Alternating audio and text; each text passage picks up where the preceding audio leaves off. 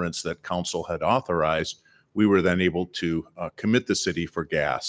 And we did that last year.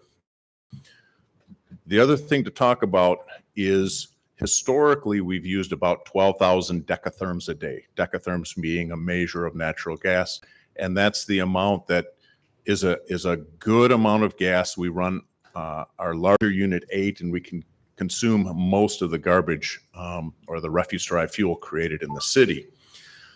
With prices going up, and we ended up locking in at $3.60, which is about, well, it's almost $1 more than what we were paying before.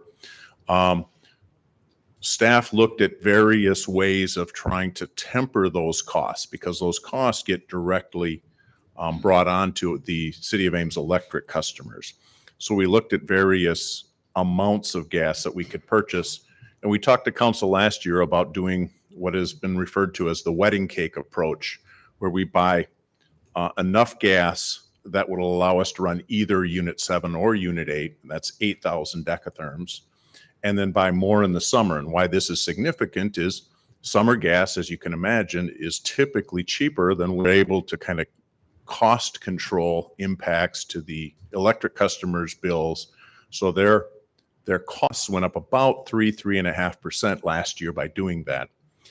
In the council action form, we basically looked at laying out those same options, those same alternatives, where we buy all 12,000 decatherms. We looked at buying spot gas, and I can talk a little bit about that. We also looked at the wedding cake approach again, and then we looked at maybe buying a base amount of gas and then looking at maybe shorter terms for the summer season and as prices come down. Let me talk a little bit about spot gas. So what happens in how this is being priced is we'll go out and we're constantly getting daily quotes, weekly quotes from our gas suppliers, or gas supplier in this case. And he'll tell us either if the market is going up or going down, and then he'll give us, this is what it costs for the various packages that we talk about in the council action form. Spot gas, on the other hand, is you just buy it at the daily price. So whatever the price is tomorrow, you buy it. We're seeing extremely favorable costs, but we're also not 20 degrees below zero or 100 degrees where natural gas is used for generation. So being in the spot market, as we talk about in the council action form, there are some risks that we may come out very, very, very favorably, or we may be stuck in a cost increase phase where gas becomes so prohibitively expensive that we'll have to look at alternative means. In the end, staff's recommendation to the city manager, which he then carried on the council action form, is to basically try to do what we did this past year and look at a wedding cake approach for calendar year 2025, keeping the budget for the gas itself at basically the same level, and then we'll continue to watch it over the next weeks and months with the intent of then locking into a gas package before the end of this year when our gas contract runs out. Are there any questions?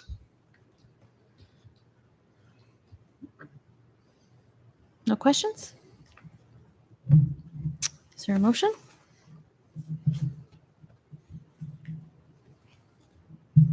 I move that we authorize staff to enter into the natural gas supply contract for calendar year 2025. Second. Moved and seconded. Any further discussion? Roll call. Aye. Aye. Aye. Aye. Aye. Thank you. Item 34. Okay, item number 34. Back on April 23rd, I think there were some questions that came up regarding geothermal. This was in reference to the Baker subdivision. I believe Councilman Garten had asked that staff put together a report. Item number 34 is that report. Just touching on some of the highlights. The initial installation cost for geothermal is roughly twice the cost of doing a traditional forced air natural gas furnace together with a traditional air conditioner. We also then looked at, okay, what incentives are available?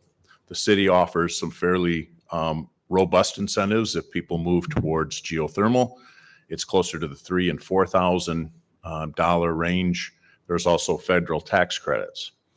We then also looked at some of the operating costs as we move forward. Long story short, throughout the whole report, if you look at just not looking at time value of money and all that, it is today cheaper to put in a forced air furnace together with an air conditioner. However, there is a payback period where roughly in about the 15-year point, it's kind of a break even. And that's assuming a lot of things. That's assuming natural gas prices remain low. That's assuming that contractors are willing and interested in putting in these types of systems, that the federal tax credits remain, and that the city's tax credits, sort of rebate, continue to remain. I guess I'll open it up to questions. This is probably a bigger topic. Questions? So thank you for doing the additional legwork. The Baker subdivision was originally conceived to create a path for additional housing in Ames, and primarily a mixture of market rate housing and more affordable housing. The staff recommended that we look at this as an opportunity to try to incorporate sustainability measures at the same time. And I was 100% supportive of that. But our experience with the geothermal at the Habitat House and the feedback we're receiving here is that we're making it twice as expensive to add the geothermal, and you're looking at a payback period of 15 years, and it might well be longer. Then my concern is that sustainability goal puts us a bit at odds with our goal of the affordable housing.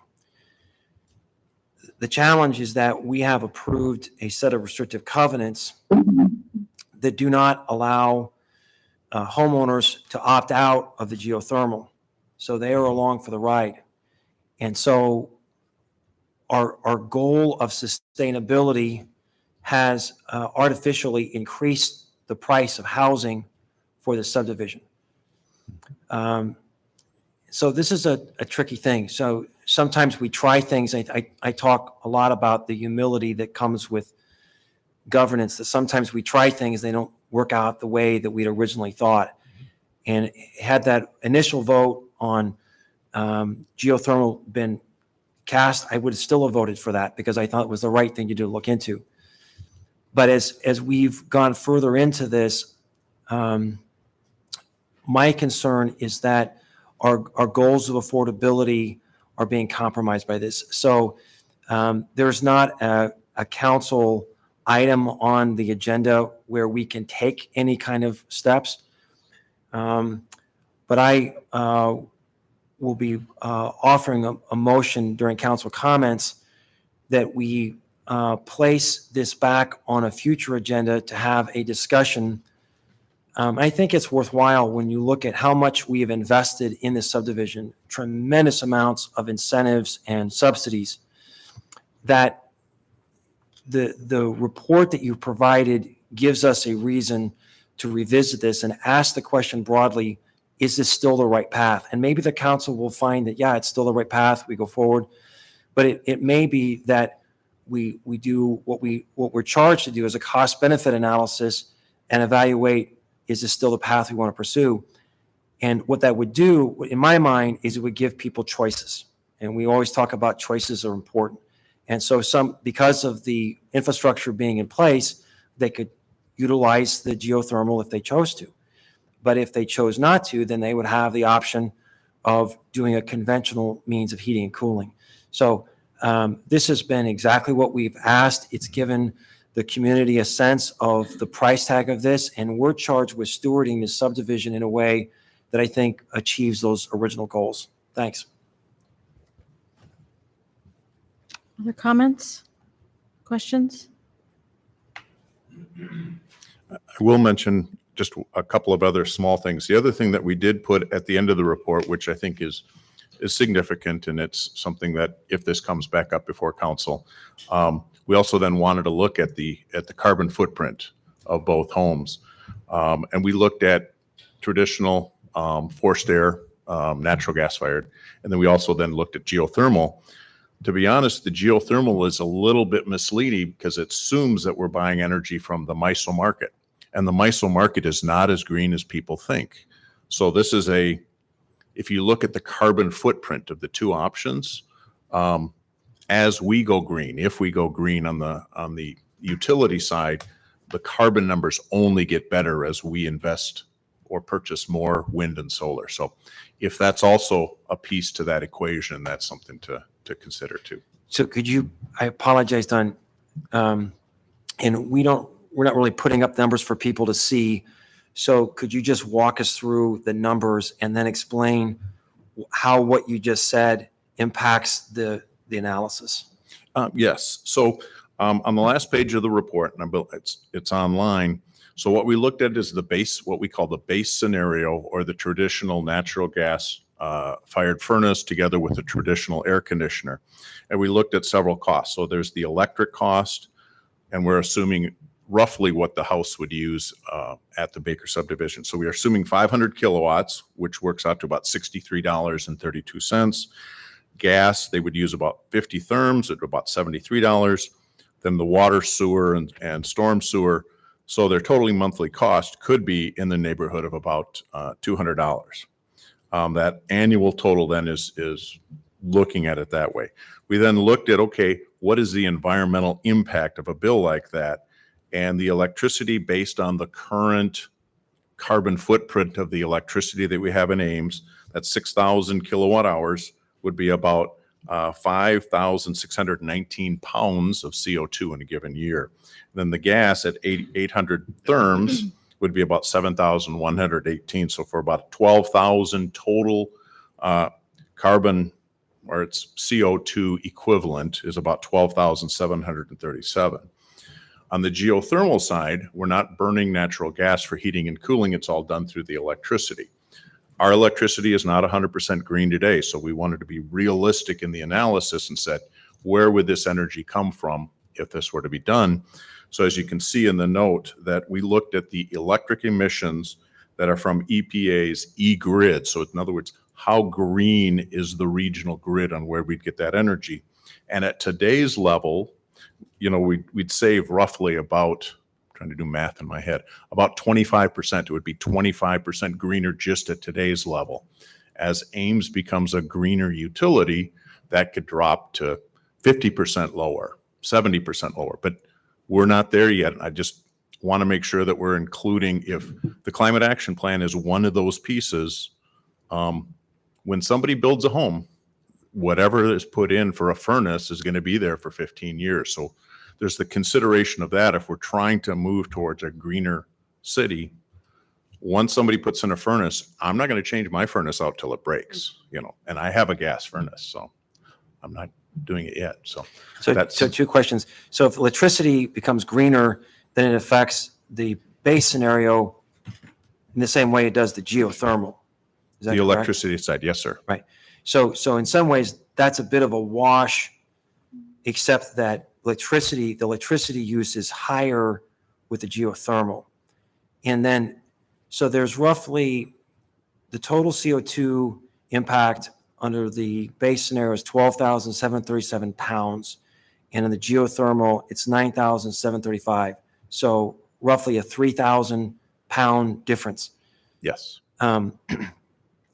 I apologize. I don't have a context to understand, is 3,000 pounds a small amount or a large amount?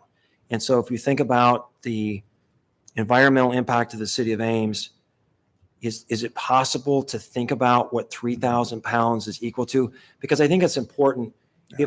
If we're basically going to double the cost of the system, and the sustainability impact is relatively negligible, then why are we doing this? If you get the incentives, though, it's not double the cost, though. I mean, the incentives on a geothermal system are drastically higher than what's offered for a traditional system. And in some of that, in fairness, is assuming that those incentives will be there. We've seen a lot of Correct. fluctuation. But I'm saying And- in the report, the difference after incentives is about $3,500. And I'm not diminishing that amount. It's obviously still more, but it's not anywhere near double what you would start out with without the incentives. But so that's fair. My question is not to belabor this, but just this one final question. So help us think through if our delta between the traditional and the geothermal is 3,000 pounds. Is that a small amount or a large amount compared to our footprint? Compared to the entire city, it would be a small amount. But again, every little bit helps. If we don't do it here, it's just one more piece that it's going to be harder in the next 10, 15 years to decrease that. But it's a valid point. You're paying, in essence, $3,500 more on a house of that size to reduce, if not eliminate, their carbon footprint over the course of the life of that house. Thank you. But that's also just the capital expenses. If you look at the same page on electricity bills per month, it's savings of 9% with the geothermal, correct? That is correct. But that's why it causes like a 15-year payback if you're going to assume that. Yeah, I don't have anything to offer in terms of alternative evidence for this, but a lot of people who have geothermal would say they have never seen any savings on their electrical. So In the it's, Alliance service territory. but it's 9%. So I don't want to overstate how significant this is. This is only a 9% difference. So again, we have to sort of pick our battles. So we're really not Anything else? asking for any action Right. tonight, but just leaving the council with the report. Thank you, Don. Kelly, you're up. Oh, somebody else. Oh. Justin is up. What number? 35. Yeah. All right, thank you.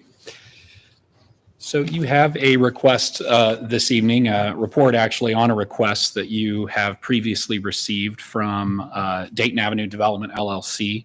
And this is regarding the TIF development agreement that is in place there in the North Dayton Avenue Industrial Subdivision that was approved last year. The developer is requesting to have the reimbursement cap that's in the current development agreement, and we have it there in the report, the $2,968,264. They're requesting to have that raised, and we break out in the report for you a few different categories, but this is in relation to the installation of the infrastructure in this development in the last year. And the developer has provided us with invoices that we have reviewed and went through. And we have compared those costs that they have incurred to the exhibit that's included in the development agreement that we attached in the report. So we list out those three categories there. The first category, we determined that those costs were directly attributable to the hard construction costs of infrastructure construction, and they correlated with the exhibit that was approved in the development agreement last year. And so the first category, we as staff could support as far if it was council's desire to increase the reimbursement cap in the agreement. The additional two categories that are there were either items related to infrastructure that were not agreed to in the development agreement that did not correlate to the cost estimate exhibit, professional services, engineering, and those sorts of things, inspections, soil testing. And then the third category there, we noted those were new costs that were not infrastructure related, and the developer is requesting those. Dayton Avenue Development is, and those are things such as wetland mitigation costs, cemetery preservation, some SHPO items and those sorts of things. So again, the first category, staff could support if council would choose to approve that. However, the other two we did not see as being covered in the development agreement or attributable to the construction costs. So with that, I can take any questions or How about discuss the more. other two? You gonna do the other two? Oh, yeah, we also did, I apologize. We have a sales price request, and that's on Lot 2. I'm sorry, I didn't cover that. That is being requested by the developer, and that just applies to Lot 2. And that is a $22,000 cost that would be included in that sales price, and that would be changed in the development agreement from what it currently is. And on that particular item, we could support that as staff after taking a review of it and talking over with the developer.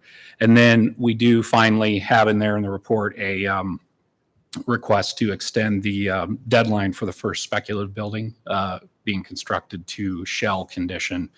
And the request is, I believe, a 30-day extension in the agreement.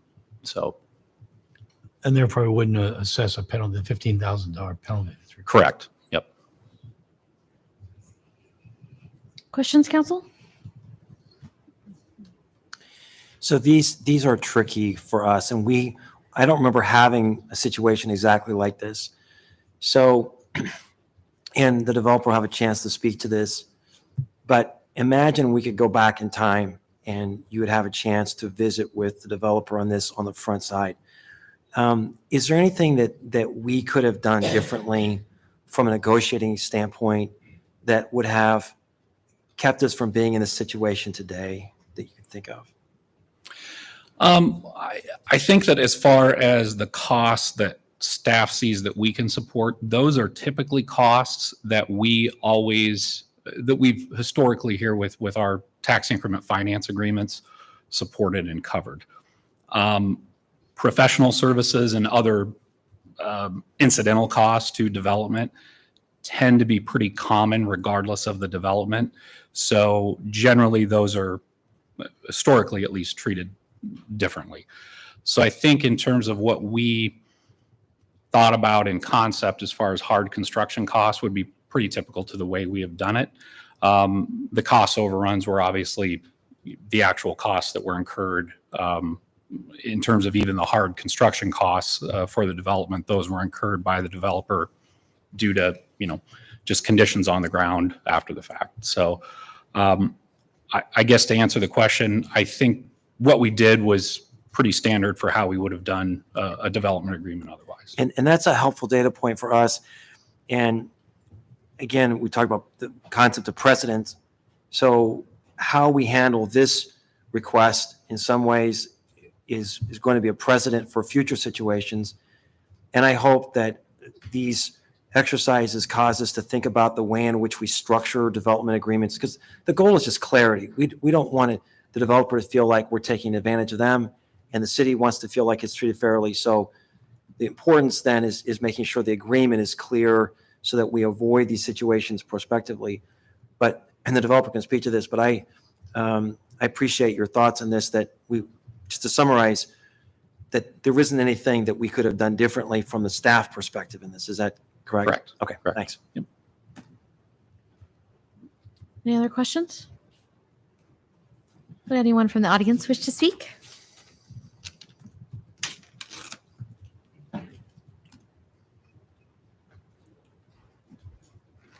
Holy smokes. Good evening, Madam Mayor Pro Tem and Council. Chuck Winkleblack, Hunziker Companies, 105 South 16th Street. First, I want to thank Justin and Kelly, who's sitting in the back there, but I mean, we spent a lot of time getting here on this, and I think even from, the time we started out, it was intended to be a public-private partnership.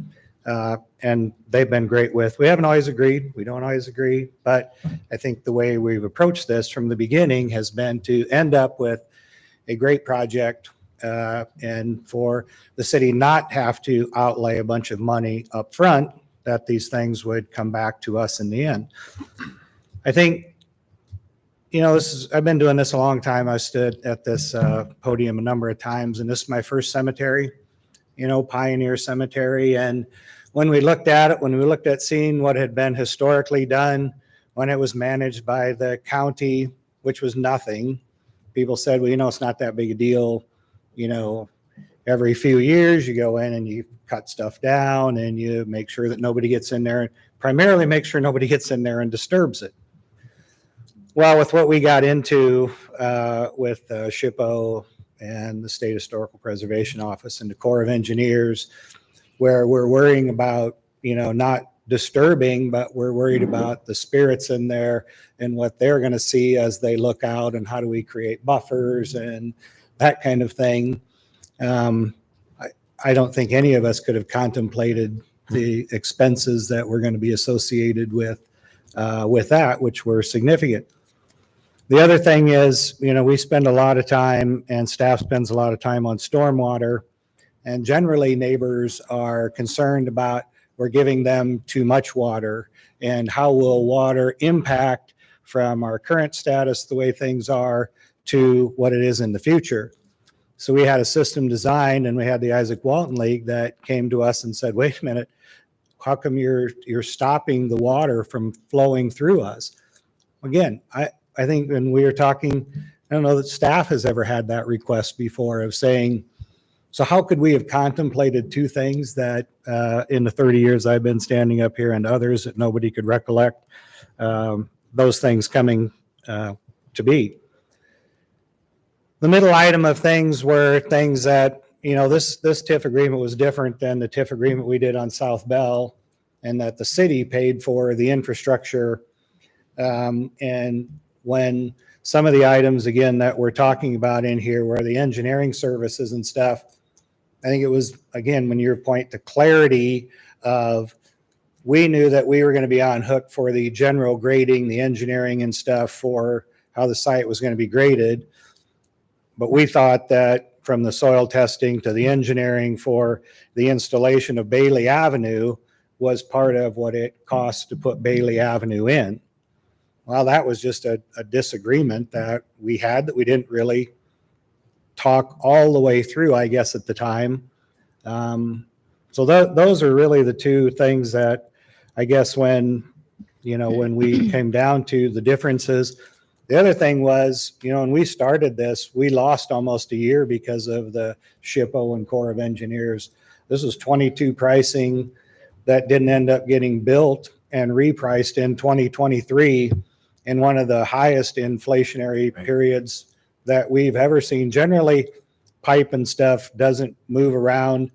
People will give you a bid and it'll be good for 6 months, not 30 days. And so we had just a lot of things working against us in a negative way. But probably the key is that what we've not done is come back. Generally, if this were me, and we do run into these things in our everyday world, and we adjust the price. If our costs go up, then we adjust the price. Here, the price is fixed. We don't have the ability to go back and raise the price and we didn't come back asking, the council to approve a price increase to cover these incidental costs. One, we'd had some agreements in place that we couldn't change those. And number two, it was the price that has caused this development to be successful. And that's why it's important for Ames to do like many other communities, is to buy these prices down to encourage development. And so again, I think by the end of the year, we already have presently out there, we have 4 new buildings under construction. I believe that there will be 3 more by the end of the year, and we're at a point where we only have 1 lot left for sale. So clearly there was a need in the market. It's going to add significantly to the tax base of the city of Ames. And again, to date, the city has not expended any money in this endeavor, and we're not asking you to write us a check today. We're just asking that the TIF, the amount that we're able to be recouped, be added on to the end of it, so that as these buildings start paying taxes, we get our TIF rebate. And the last issue, is we're in regarding our, we're disappointed the building's not done. We used a contractor. I think we can all look across the street and see that we have contractor issues sometimes that we all wish we didn't have, but it's not my druthers to be up here asking for an extension. But if you've been out there, I think you would see that the building is, within days of being to the shell that we talked about.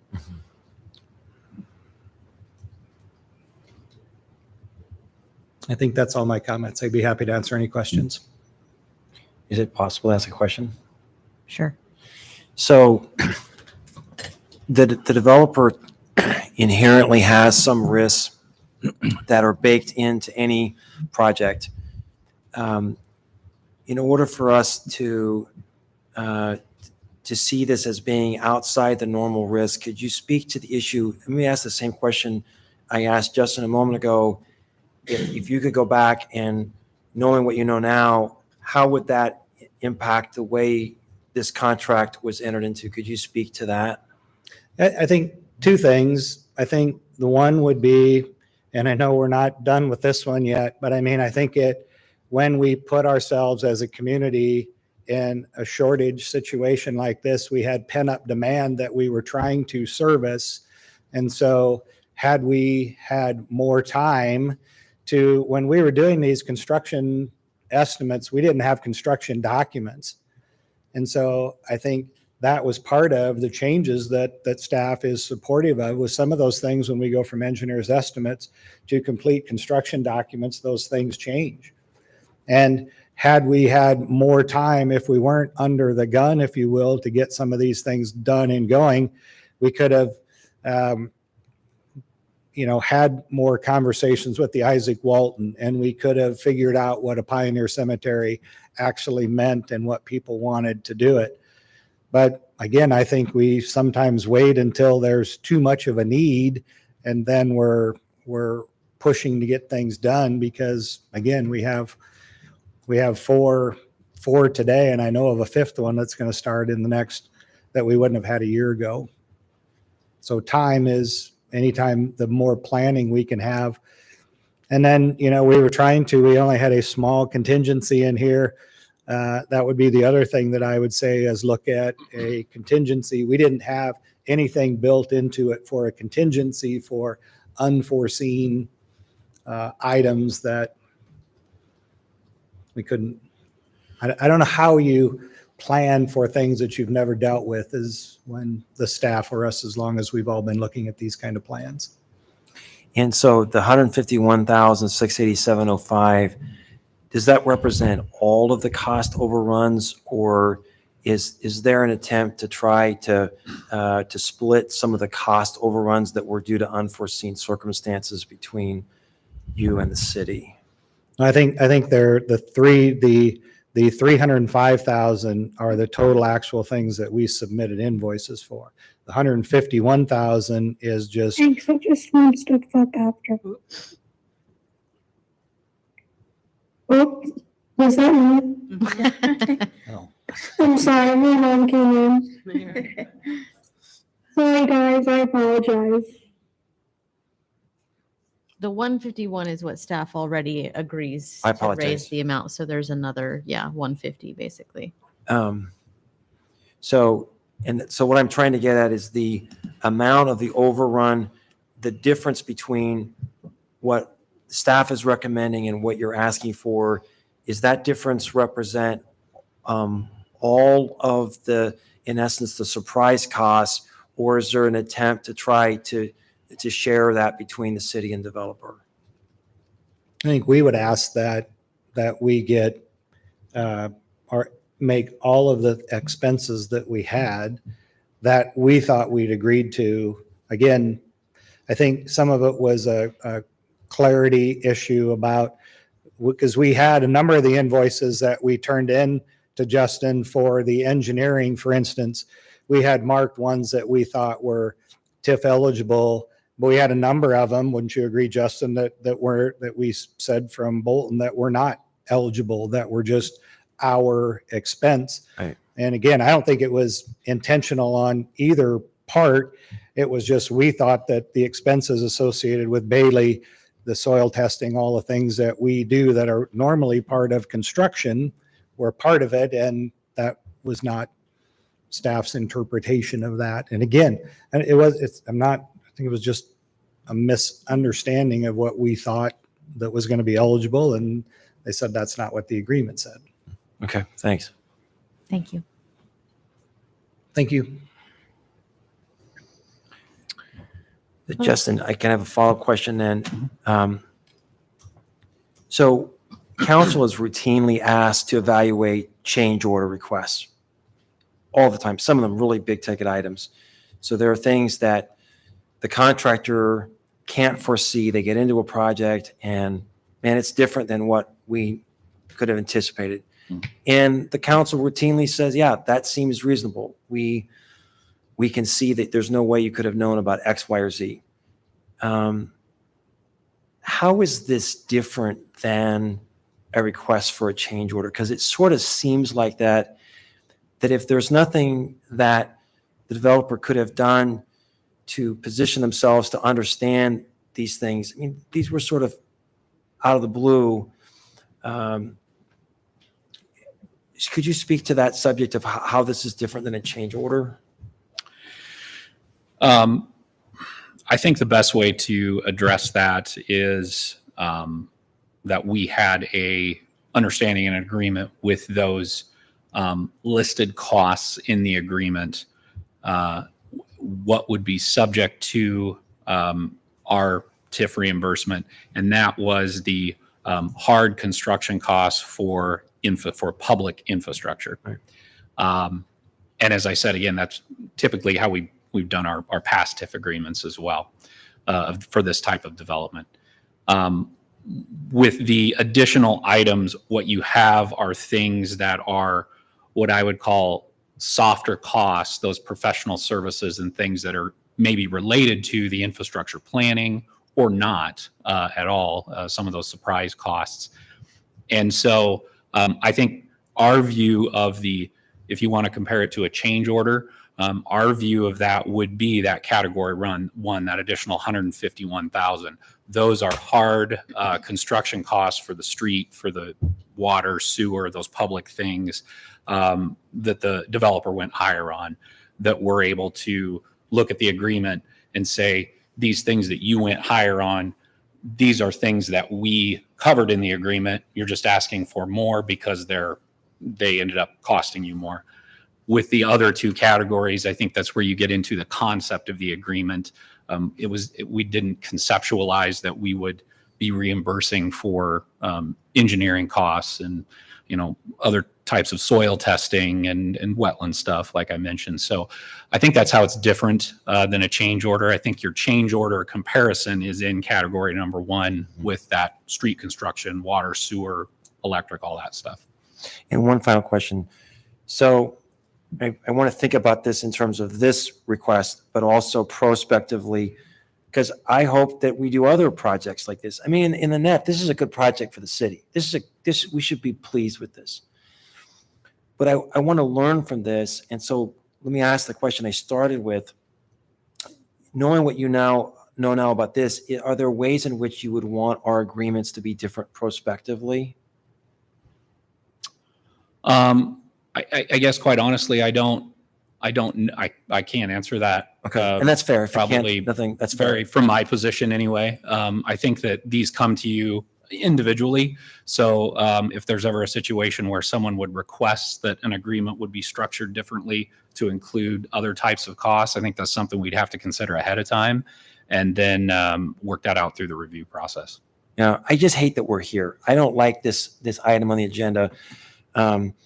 We have a very long relationship with this developer who I believe we have a very strong basis for a trust relationship. And so this is not an isolated issue to come up, and we have to see this in the context. And I think there's a very strong trust relationship. And so how we handle this, I think is really important. And in the big scheme of things, $150,000 is not a huge amount for the city to bear I'm just as much concerned about the principle involved and trying to get this right in terms of the relationship we have. So those are my questions. So it sounds like you're looking at alternative 2 then.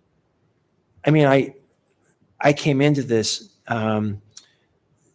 not supportive of that change, but and maybe Steve, you could speak to the context, because what I'm struggling with is this, and I'm just one voice. But it seems more and more like a change order that, due to unforeseen circumstances, we're having this conversation. That's why I kept asking all these parties, what could we have done differently? Could you speak to Well, that? you're trying to hook this with a change order and unforeseen circumstances. I don't think that's really the issue. It's how much you want to reimburse the developer, for what items you want to reimburse the developer. But Here now before you, I think we have a disagreement. What was in the agreement, I think, was pretty clear. I think what we're going to pay for, but that doesn't mean the developer can't come forward now and ask for a broader group of repayments for other categories. You have the ability to change that agreement and add those to it. But I don't recall, want to do. we knew, Chuck, I think we knew that we tried to put a number. We knew that number might change as far as the cost of the project. Those are the hard costs I think we're agreeing to. There's no doubt. I think we agreed that I said I'd come back and recommend if it changed. But I don't know if there's disagreement. We think it's more clear. Usually you put in a contract what is going to be paid for. And if it's not mentioned, it's not going to be paid for. So I don't call those change orders, but they incurred more costs than they thought. I agree with that. And you have the ability, if you want to change the agreement. That's what we'll have to come back and change the agreement anyway. Right. So we have alternative 1, which is staff's recommendation, obviously, with the 151 that is listed in the staff report. Alternative 2 is agreeing to the other items, but changing the reimbursement amount to include the items that staff initially deemed not eligible. I'd be interested to see what other council members think on this. Or we could just make a motion and see what happens. I would move alternative 1. I'll second. So, I mean, do you have thoughts on this? Yeah. Rachel, why don't you want to? Sure. I think the contract was clear that engineering costs and professional services were not included. And I do think the 151 that staff recommends is unforeseen costs that we should be helping with. So if those are legitimate, I guess one of my questions is, why would the other ones not be legitimate if the other ones are? That's what I'm trying to ultimately figure out. Oh, because they weren't initially listed in the contract as services that would be covered, is what I would say too. And again, with what Steve said, we are honoring the parts of the contract whose prices did increase to the tune of $151,000, and also have no problem extending the deadline to do the spec building by 30 days. That seems totally reasonable. I think the part about the the price cap increasing, I think to recoup the water costs that they're incurring. Yeah. I think those are totally reasonable things too. So it's not that I'm not in favor of helping them out. I just think that that's a fair compromise in terms of what we can do. Yeah, I think the biggest thing for me is the sort of unexpected, very unique cemetery SHPO circumstances. And, I concede that something like that's not going to specifically be in an agreement, because I'm not Right. sure that could have been predicted. But I do think that work that was done sort of indirectly contributes to the infrastructure, right? Like you couldn't do it without that. So, How does that indicate then your support for?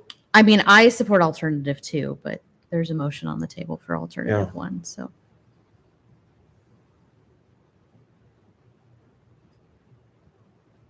any other discussion? All those in favor of the motion, say aye. Aye. Any opposed? Nay. Motion carries. So I'd like to make a follow-up motion that's related to this.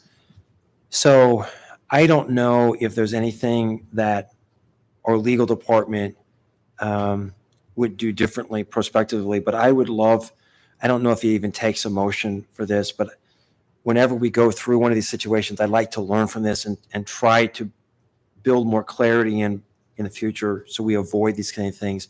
So it's trying to anticipate unanticipatable things in some ways. But I'd like to ask that we ask the legal department to review our development agreement structure in light of this conversation. For TIFs or all develop, just for TIF? I leave that to legal department in terms of the right context that, and maybe there are no lessons. Maybe this is really an isolated situation, but I guess I'll leave that to the legal department just to do a review of our agreements to see if this kind of thing could be addressed in our agreements. I'll second.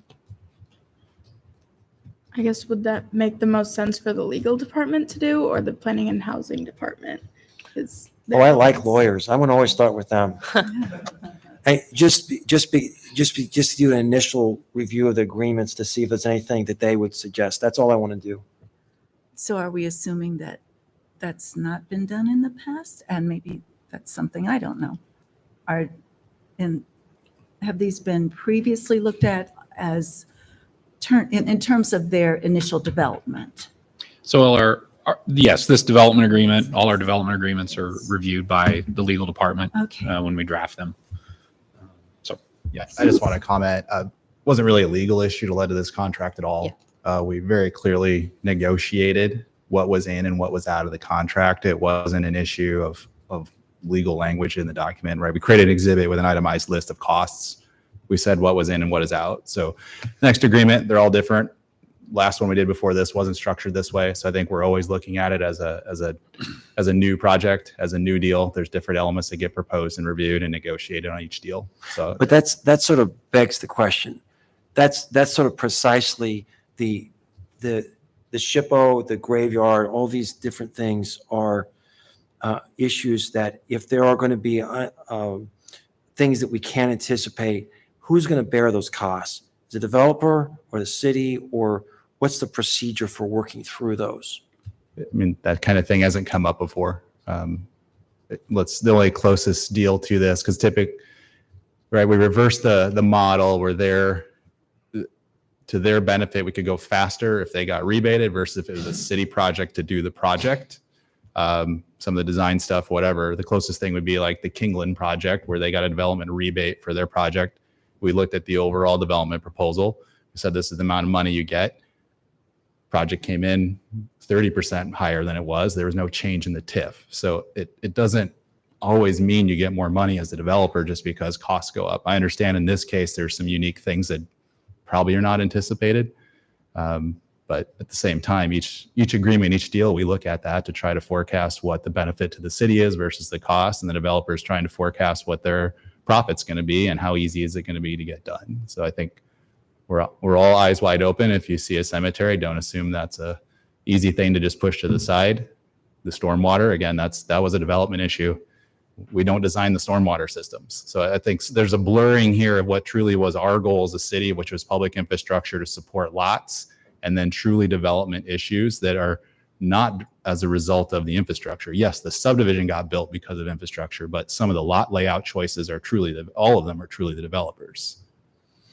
We did not dictate the lot layout. The RFP did not say we were going to pay for development costs. It said we were going to pay for infrastructure, and we switched that model and said we'll pay for the developers' costs for infrastructure as we went through it. So I don't know that there's a lesson to be learned here, except for both parties to always be looking out for what could be a problem and trying to decide what the appropriate value is to assign to those issues that might come up. And we tried to make the contract very clear this time. It was less clear in the Bell model, so we tried very hard to make this contract clear. I don't think there's any ambiguity about what was in this contract. I think it's just after the fact, could other things have been added? That's a decision for the city council next time. Well, in light of the planning director not seeing value of contract review, I'll withdraw the motion And I trust that if the city attorney thinks it's important, he can review that. But I hope, council, that we're being fair. I mean, that's the end of the day here. And I appreciate very much, staff, Justin, your effort to try to help us make a good decision. This was a closer call than I anticipated when I read this staff report. Thank you, though. Okay, moving on to item 36, staff report on redirection area priorities. So Benjamin Campbell has that item ready for you to go over. I'll start with the reminder that we began back in December looking at the 8 redirection areas that are part of Plan 2040. At that point, council selected for us to look at 3 of them in more in-depth nature to give some idea of the amount of effort we go into doing one of the studies. And in the meantime, in our planning and housing work plan, you chose to reserve a slot for one of the studies. So the outcome of tonight is if you pick area 1, area 2, or area 7, it would be presumed to be slotted into our work plan. And as we said in the report, that would be something later this year in the winter where that outreach effort and that study would work. That study work would begin. So Benjamin's here for the 3 areas and to talk through our recommendation on that. Okay. And this is the original map, I think, that identified all 8, if we can zoom out all the way. Oh, it's a little hard to read the red. Okay. Go ahead, Benjamin.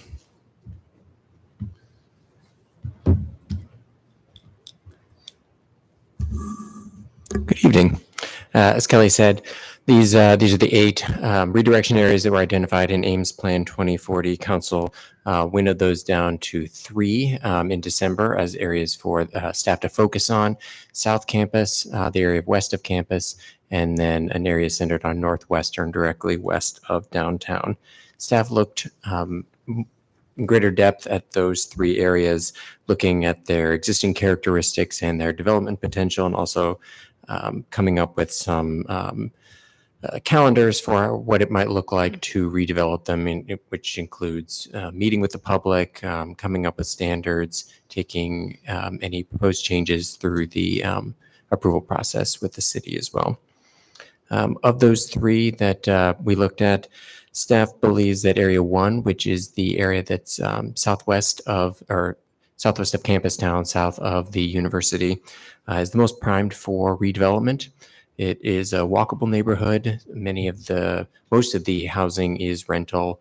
Much of it is reaching the end of its natural life. And the area is also it's a desirable area, one that where I think we will see developers who are interested in building new housing there as well.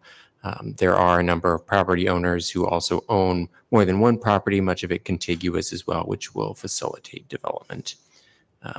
Staff does believe that Area 1 is the best option, and the specific request tonight is to actually to approve or to amend the work plan for the Planning and Housing Department. Okay. Questions for Benjamin?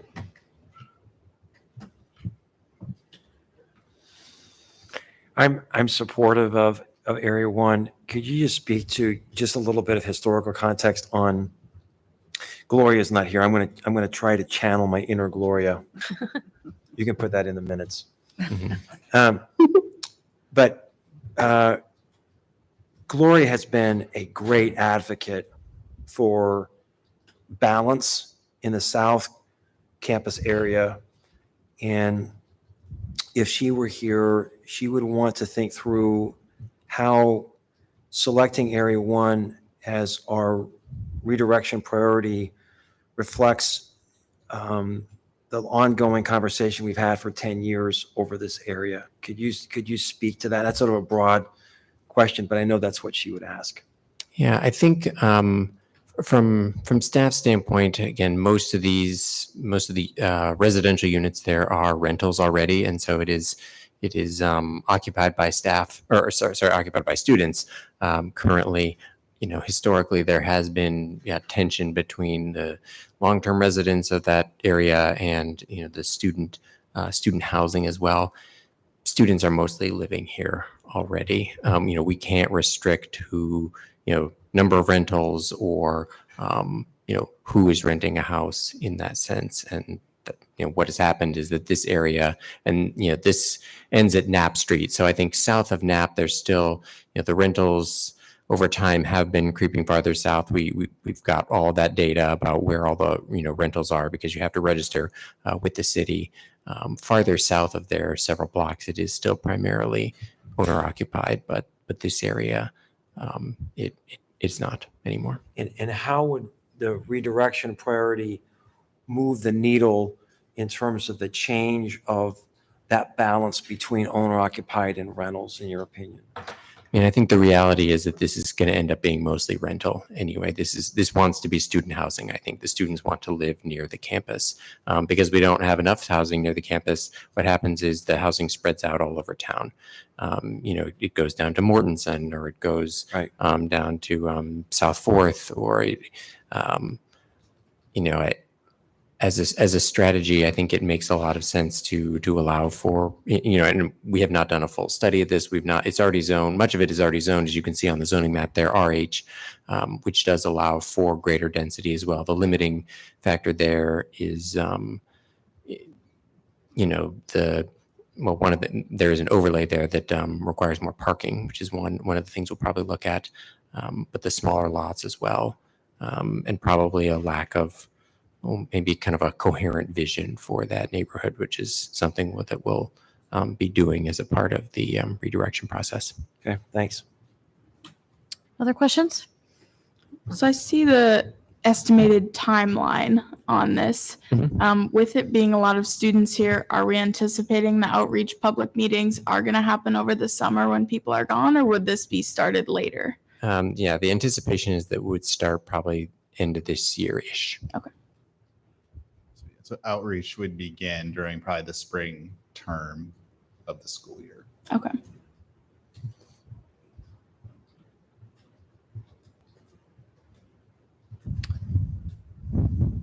Anything else? Is there a motion? We go forward with Area 1 south of campus as the redirection area. Second. Moved and seconded. All those in favor say aye. Aye. Any opposed? Motion carries. Thank you. Thank you. Item 37 is the joint use parking plan for 214 South Sherman. Yeah, good evening. So this is a joint use parking plan. What this requires is for city council to agree that the mix of uses on the site don't demand all of the parking that the zoning ordinance requires. And the basis for that would be that the uses don't overlap in demand. So the information provided by the Bridge Home for this use is to look at the office component, and then the sheltering or the social service provider use are pretty much the two main uses here. And based on how the occupancy of the shelter works with the usage of the office, they provided some information where the demand does not overlap for the most part. So staff believes that even with the unique elements of how Bridge operates with themselves, it works. Doesn't have to be generically looked at through the zoning ordinance that way. So we're supporting it. There's some other parking reductions built into it as well. We think it's usable this way. And we support the reduction of parking through the joint use parking agreement. Any questions for Kelly? Need a motion approving the resolution for the parking plan. So moved. Second. Moved and seconded. Any further discussion? Roll call. Aye. Aye. Aye. Aye. Aye. Thanks, Kelly. Item 38. John.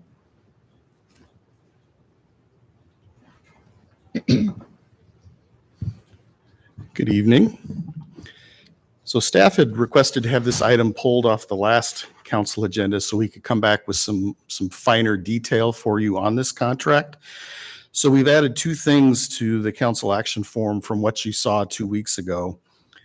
The first is the table on page 2, which breaks down the discrete engineering tasks that would be a part of Strand's contract. It's broken into 6 tasks and a handful of subtasks in there. So you can see a description of what each of those tasks are, an estimated allocation of hours to each of those tasks, and then an estimated allocation for each of those tasks dollar-wise over the entire project. The other thing that we added for you is the table that's on the top of page 3. And what that table does is it looks at the total engineering expenses for this project as a percentage of the total project costs, and then compares those to a handful of other infrastructure projects in water and pollution control over about the last 10 years or so. And the reason for that table is not because we're telling you that you've let us stay out till 11 in the past, and so we'd like you to let us stay out till 11 again this time. But I think it does provide some helpful context to be able to put the dollars and the percentages into perspective. So with that, I'm happy to answer any questions for you. Any questions? Can you remind us that given the scope of what Strand is doing, that there is some legal protection in terms of the contract work that they're doing and making sure that that is consistent with the expectations of the various groups, that they'll be in a position to answer questions to other agencies about the work that's been done? Yeah, so the scope of their work does include their continued coordination with, say, the Iowa Department of Natural Resources, Army Corps of Engineers for floodplain permitting, all of those types of relationships. They are also going to be the primary contact between the city and the contractor, so they're going to be heavily engaged with the contractor as well. I did ask the consultants to confirm for us. For example, in the shop drawing review, in the contract, it says that it includes reviewing shop drawing submittals twice. More than twice would be considered an extra charge. I asked them to confirm, which they did, that the construction contract says if it requires more than 2 reviews, the contractor is liable to reimburse the city for those expenses. So if there's a poor quality submittal that comes in and it takes multiple back and forths to get it resolved, we're not on the hook to pay for that. The contractor is.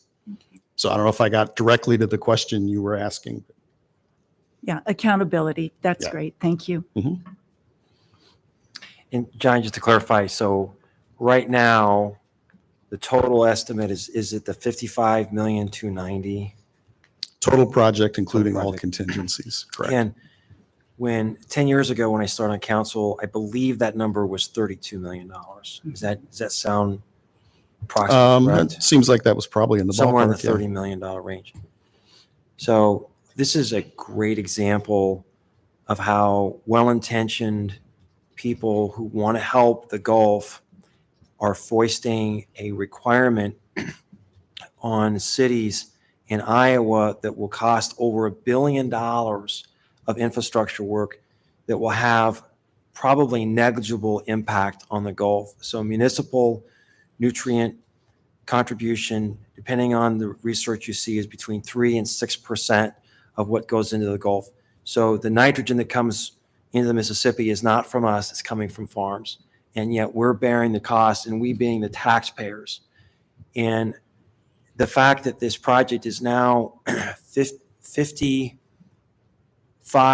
million and probably will go higher. Nothing stays the same, right? So probably go higher by the time this is done. I'm just a broken record. I've been talking about this for 10 years. And now we're finally putting in place the infrastructure to make all this happen. Mm-hmm. But I just want to have at least one voice in the wilderness deploring the huge waste of money. The only people who are benefiting from this are people like Strand and the contractors who will put this infrastructure in, and it will have no impact on the Gulf. So those are my thoughts on that. Anything else? I'll take a motion to approve the resolution approving amendment number 2 to the agreement with Strand Associates for the Water Pollution Control Facility Nutrient Reduction Modifications Phase 1 project. So moved. Second. Moved and seconded. Roll call. Aye. Aye. Aye. Aye. Aye.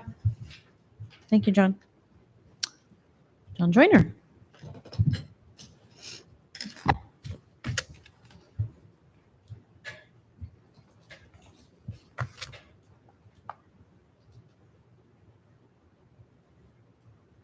That's most of it, I guess. So this is a discussion about the scope of the Highland Avenue project. The project is scoped to go from 13th Street, Ontario, depending on which side of the intersection you're on, south to Lincoln Way.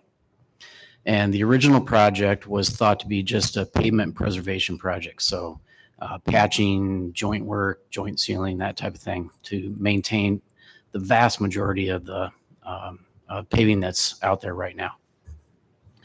After our consultant got started with the project and started doing the background research on pavement condition, they found that the section from Ontario down to Forest Hills for sure, and then extending a little bit, but not quite as bad, down to Pamel.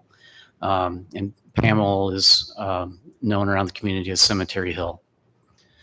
So Ontario to Pamel was found to be in a more quickly deteriorating condition that needed full replacement. So we found that out about the same time that we were doing public meetings, and that council was approached by a member of the public about the ability to do an enhanced bicycle facility. So right now we have bike lanes that extend from Lincoln Way down or up to Ontario. What full reconstruction would then allow in that area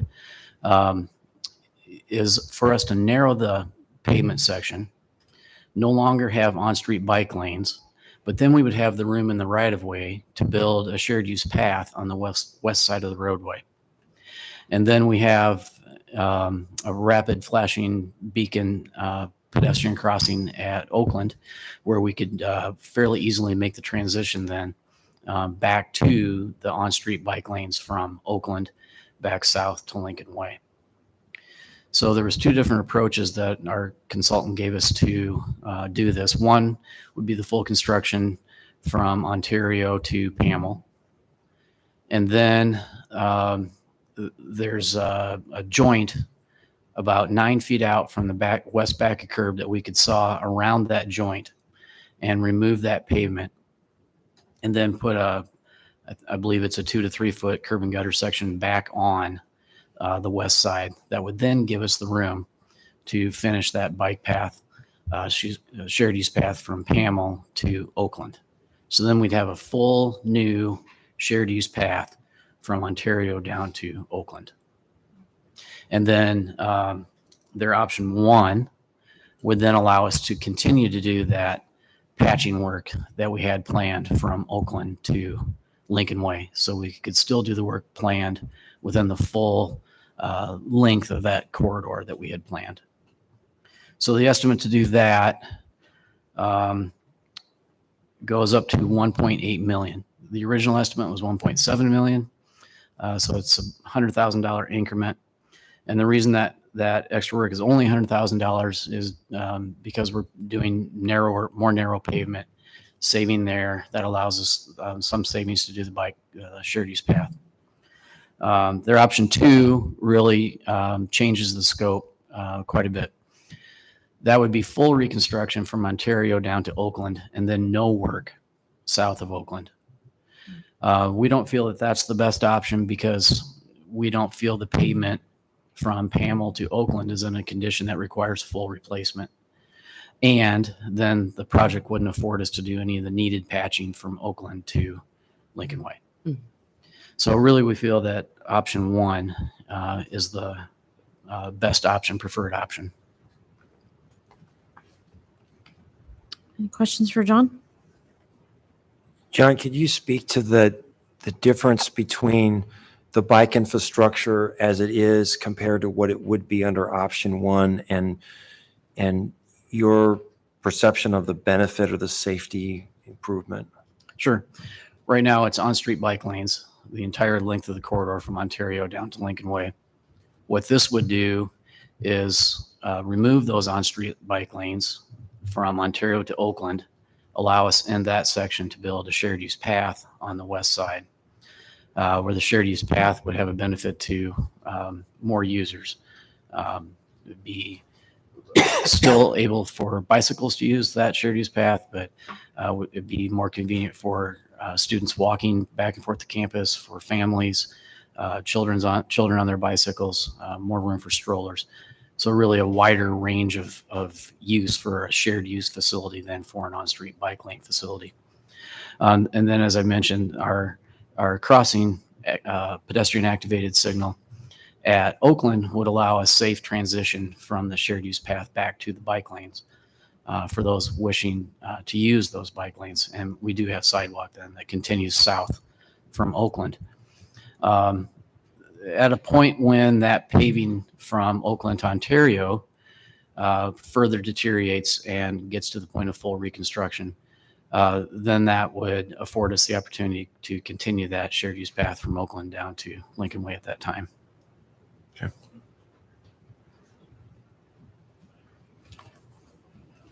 Anything else?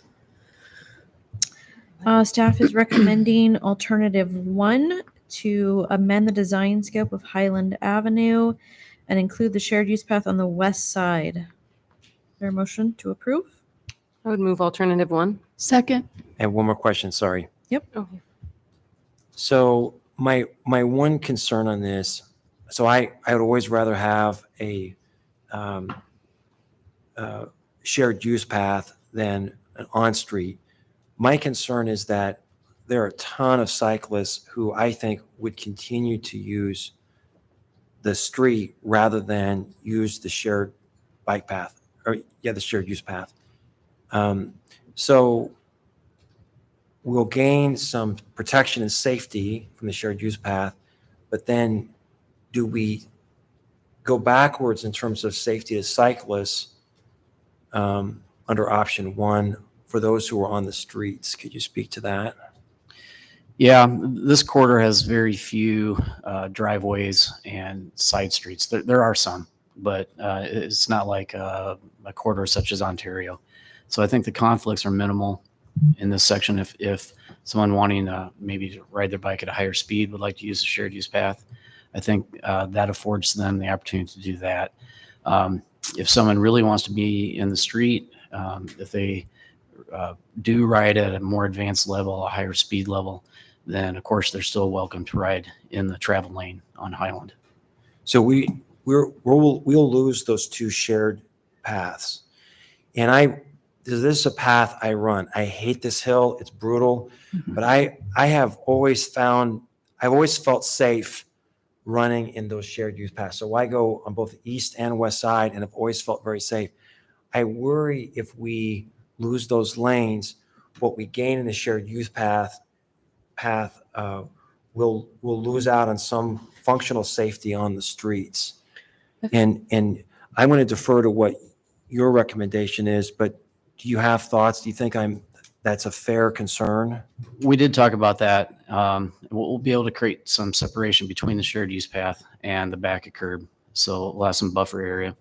Also, the speeds on Highland are lower than, say, South Dakota, where we do have, because of right-of-way constraints, that shared use path right up to the back of curb. So we have lower speeds, lower traffic volumes, and we'll be able to have a buffer created in this situation. Okay. I would say too, I think we hear from people a lot that say that separated bicycle and pedestrian facilities feel safer to them. I mean, we kind of hear that in a common refrain. And people who are very comfortable on the streets it's less noticeable for them. So myself riding in a bike lane that's just paint, that's separating me from other cars. I am comfortable with that, but people who are newer to biking or maybe have more are newer to it or less practiced, I think the separated facility, we've been hearing that over and over, that feels safer to them. So Yeah. So that's what I'm saying. I think in practice that works. We'll see how this plays out. Mm-hmm.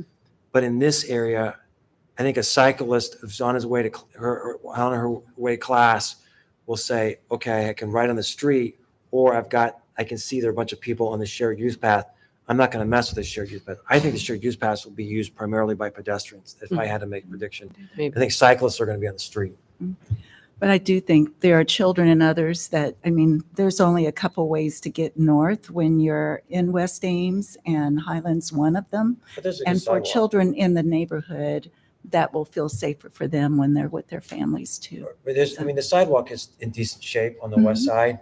If we're really concerned about sidewalks, we should do Ross Road. We should tell Ross to. We get should. Oh, I'm not Yeah. opposed to that. Yeah, but I mean, it's not a bad sidewalk on the west side. Anyway, I'm going to defer on these kind of things. I think we should have a deferential posture to staff, and I'm going to do that here. Sounds good.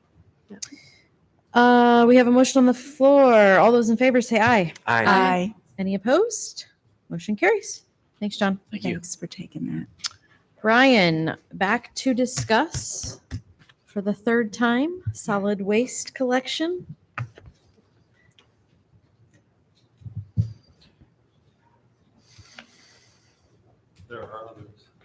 There are others. Yes, there are. We will be taking public input after the staff report. We will not be making any decisions tonight.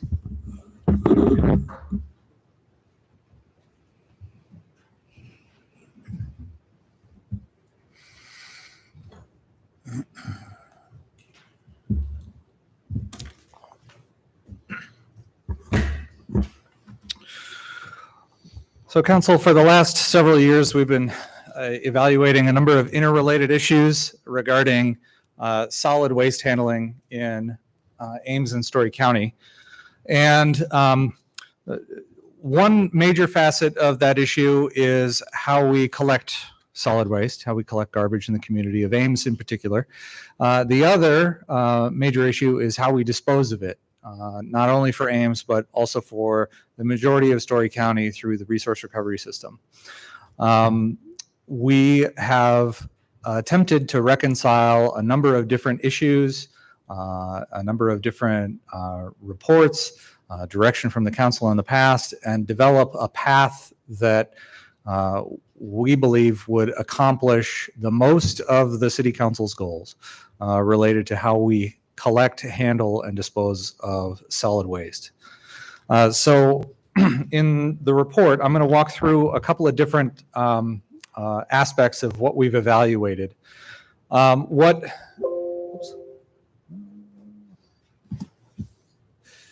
of the items that I'd first like to address is the last time we came to the city council to talk about solid waste, it was in the context of the initial implementation steps within the climate action plan. So one of the issues that we raised at that time was that we have some increasing maintenance and reliability issues in the existing waste to energy system.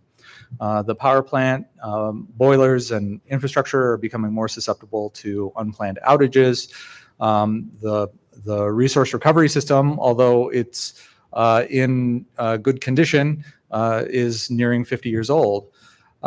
So between the resource recovery plant, the RDF bin, which we are currently investing a substantial amount of money into, or which we are just finishing up investing substantial amount of money in order to keep it operating, the condition of the power plant boilers, and then the ash pond where ash from the combustion process has to be stored or hauled off in order to be landfilled.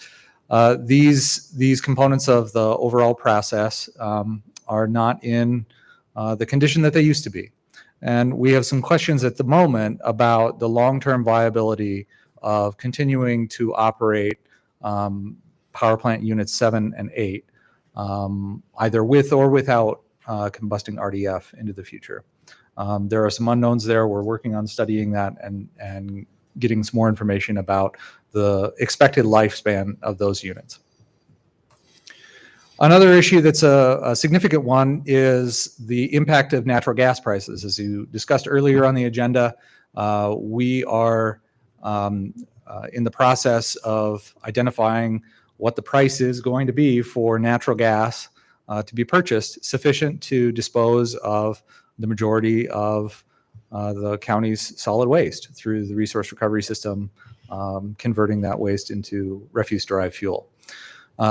As natural gas prices fluctuate, which they do more significantly than we've experienced in the past, the cost to dispose of the garbage has the potential to fluctuate wildly as well, either up or down, although in recent years the trend has indicated that it's upward.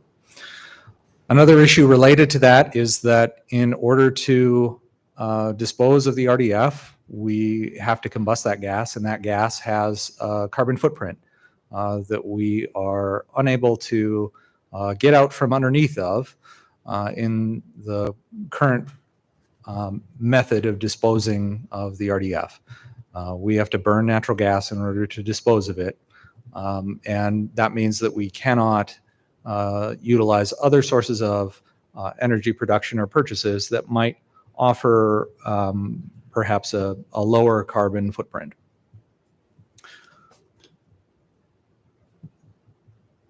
And that becomes a challenge for meeting the goals that the council has identified as a part of the climate action plan.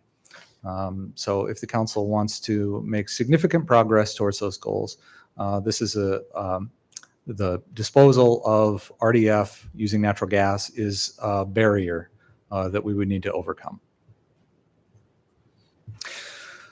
Another issue that we talked about the last time we spoke was the amount of capital investment required to construct a dedicated waste to energy unit. So we commissioned a study in 2022 to evaluate whether it would be possible to construct a dedicated RDF combusting unit, which would require significantly less natural gas, only small quantities to start up the unit and to stabilize it. But that unit would combust the RDF and not require the $14 million plus every year of natural gas in order to dispose of the RDF. The option that was the most viable out of that report in 2022 was estimated to cost $120 million in capital investment. That would require, we believe, significant increases in electric rates in order to finance the construction. The electric revenue bonds would be the most viable way to finance such a construction. But additionally, taking on that kind of a debt would hinder the electric utility's ability to invest in other projects.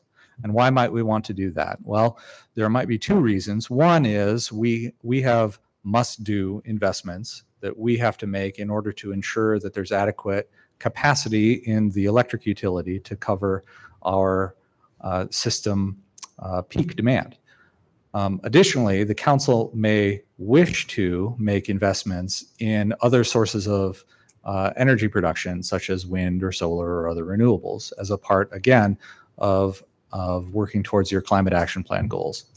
So if we were to take on $120 million worth of debt as a part of constructing a dedicated waste to energy unit, it would significantly hamper our ability to take on debt for other of those must-do or want-to-do kinds of generation projects.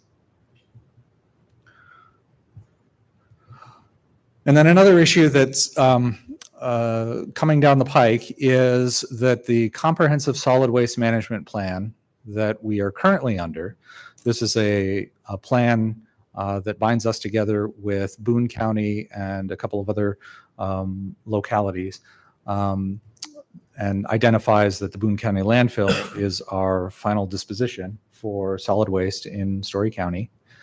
That comprehensive solid waste management plan is set to expire and need renewing about 13 months from now.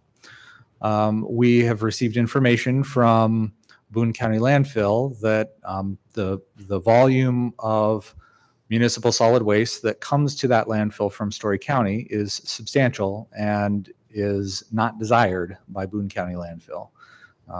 They are interested in preserving the remaining airspace in that landfill for their own residents, which is understandable. And the volume of waste that does come from Story County or has the potential to come from Story County if our waste to energy system isn't operating optimally is significant. So at the end of the next 13 months, we'll need to figure out whether there's an alternative to being in that comprehensive solid waste management planning area. Another wrinkle to this, of course, is that Ames, through 2080 agreements with the other communities within Story County, except for 3, Ames, through those 2080 agreements, has taken on the responsibility to provide the resource recovery system to serve those communities' waste disposal needs. So we have this extra obligation, not only for our own community in the city of Ames, but also to find a home for the solid waste that's generated in the other communities within Story County.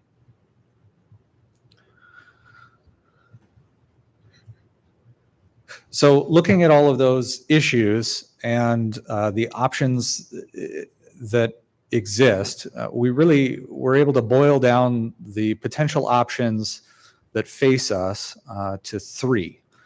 So one option is that we maintain the status quo. And before I get into these options in detail, I want to point out that in our report, we've outlined some different ways that we've analyzed these options in terms of how quickly we would be able to move into these options, the potential costs, the potential hurdles to or advantages to the achieving the climate goals, infrastructure needs, and so forth. One of the options is to maintain the status quo. It is to continue doing what we're doing with operating a resource recovery facility, continuing to take the county's municipal solid waste commingled with recyclable materials, separate those out, and combust RDF in the power plant. And there's a lot more detail, again, in the report about what the implications are of these different options. But to summarize it for the purposes of this presentation, we have some significant risks here. There's a risk that in the near term, we may have equipment failures at the power plant that are difficult, if not impossible, to remedy at reasonable cost and in a reasonable period of time. And that would have significant implications for being able to dispose of solid waste in the county. Additionally, we face the volatility of natural gas costs. We had the advantage of having a very competitive rate for natural gas in the first several years that we have had purchased natural gas on contract. Last year was the first year, or this calendar year, sorry, is the first year where we have gotten significantly away from that. And again, there's uncertainty as to what the future may hold for natural gas prices. Additionally, with this option, we're not certain to what extent we would be able to accomplish a significant amount of what the council has identified as their climate action goals. We would be prevented from achieving more than I think it was 45 or 47% reduction in greenhouse gas emissions, simply by the fact that that amount of natural gas or that amount of greenhouse gas emissions is associated with the natural gas that must be burned to dispose of the garbage. So there's a barrier there. What's that percentage again? 47%. It's So in the percent natural gas that you're burning when you burn refuse. So it's 47% of the community-wide greenhouse gas emissions are associated with. Yeah, the way The we're energy looking at production. that number is if you assume that the energy that we're making, the electricity we're making, the power plant provides roughly 50% or 47% of the energy that we're using. So it's the greening of the electricity within the city. No, the number I was asking for is when we burn refuse, how much refuse to how much natural gas at a time do you have? There's remind me, 80%? So Was so it right now, RDF gas? has to be burned. It's measured 2 different ways, but basically it's a 90 to 10 ratio. 90 to 10. Okay, thank you. 90% natural gas to Thank you. 10% RDF. by BTU or weight? By BTU. No. Another option that was explored as a part, again, of the waste energy option study was to construct a new dedicated waste energy boiler, ideally reusing some existing retired units at the power plant, and then develop a backup transfer station for times when that facility was not able to generate energy. This option has those very high construction costs, and we don't yet know what a viable financing path would look like in order to make that happen. So we would need more time to evaluate this and explore it and understand who our potential partners are, what they might be bringing to the table. But ultimately, the significant challenge here is time. One of the advantages to this option is that by not burning as much natural gas in order to dispose of the RDF, we would have a lot more energy that we would need to purchase off of the grid rather than producing it locally. Now, as Don had indicated earlier, the grid that we would buy from, MISO, the market, is not significantly greener than our existing production. But this frees up the opportunity that as that energy greens over time, we'd be able to take advantage of that, right? We'd be able to purchase energy from less carbon intensive sources, or on average over time. But we would just be purchasing on the market. We would not have the ability, we would not have the freedom to invest in our own energy production projects where we would 100% control how the energy is produced through wind or solar or so forth, because of the debt burden that we've indicated here. So it's a big obligation that we would be taking on with this option.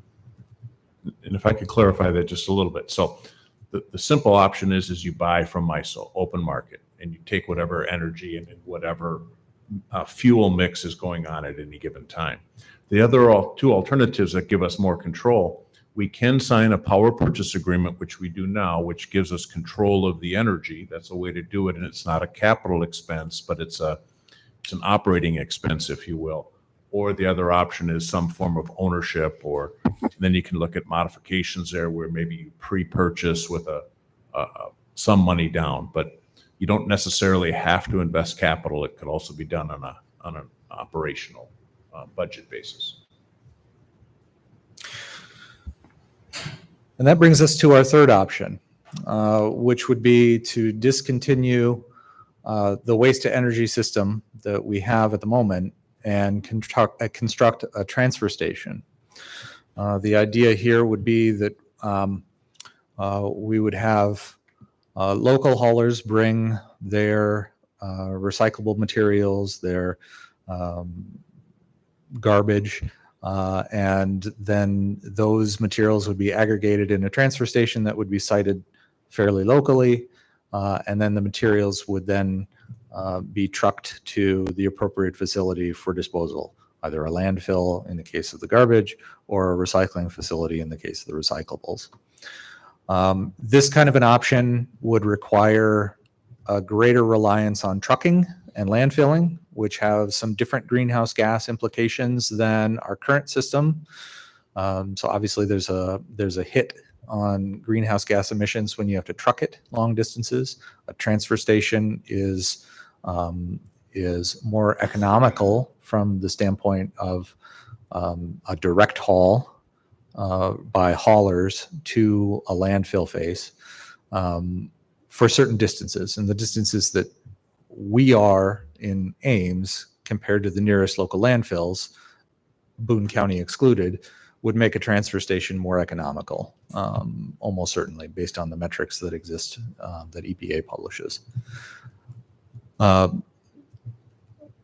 Landfilling compared to the generation of refuse-derived fuel, straight landfilling generates more greenhouse gas emissions than disposing of solid waste in a refuse-derived fuel combustion process.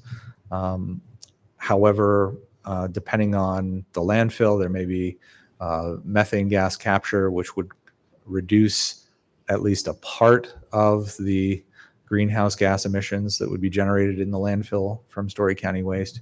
It depends on the particular landfill and how efficient they are at capturing those emissions. So there's a bit of trade-off here in terms of the greenhouse gas impact of the garbage itself. This option requires that we have a landfill and recycling partner. So we would need a facility that would be sufficiently sized to be able to handle the volume of waste that Story County generates, both on the garbage side and the recycling side. And those would need to be stable partnerships. We would need those over the long term. The advantage here is that the kind of construction costs that we would be talking about, certainly compared to creating a new waste to energy unit, would be pretty achievable, in the single digit millions of dollars to build a facility rather than hundreds of millions of dollars. And then it would also free up electric to be able to invest into new areas that the council may desire that they invest in. New capacity, renewable energy, things of that nature. So we've been trying to also deal with a separate issue, which is how waste is collected in the community. And the council has received a couple of reports about waste collection and whether waste should continue to be collected from residences in the open collection system that we have today or in an organized collection system. We were asked by the council to gather some feedback from residents and from haulers. The 2023 resident satisfaction survey asked a question about organized collection. The results were that 41% of the respondents were interested in such a system, 31% were not interested, and 29% were uncertain.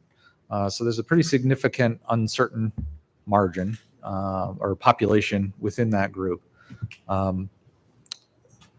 We have received, and I'm sure the council has received, feedback on both sides of this issue, whether there are folks who are concerned about traffic and noise and greenhouse gas emissions and wear and tear on roads, or people who are passionate about being able to choose their hauler and have the relationship with their garbage hauler that they do.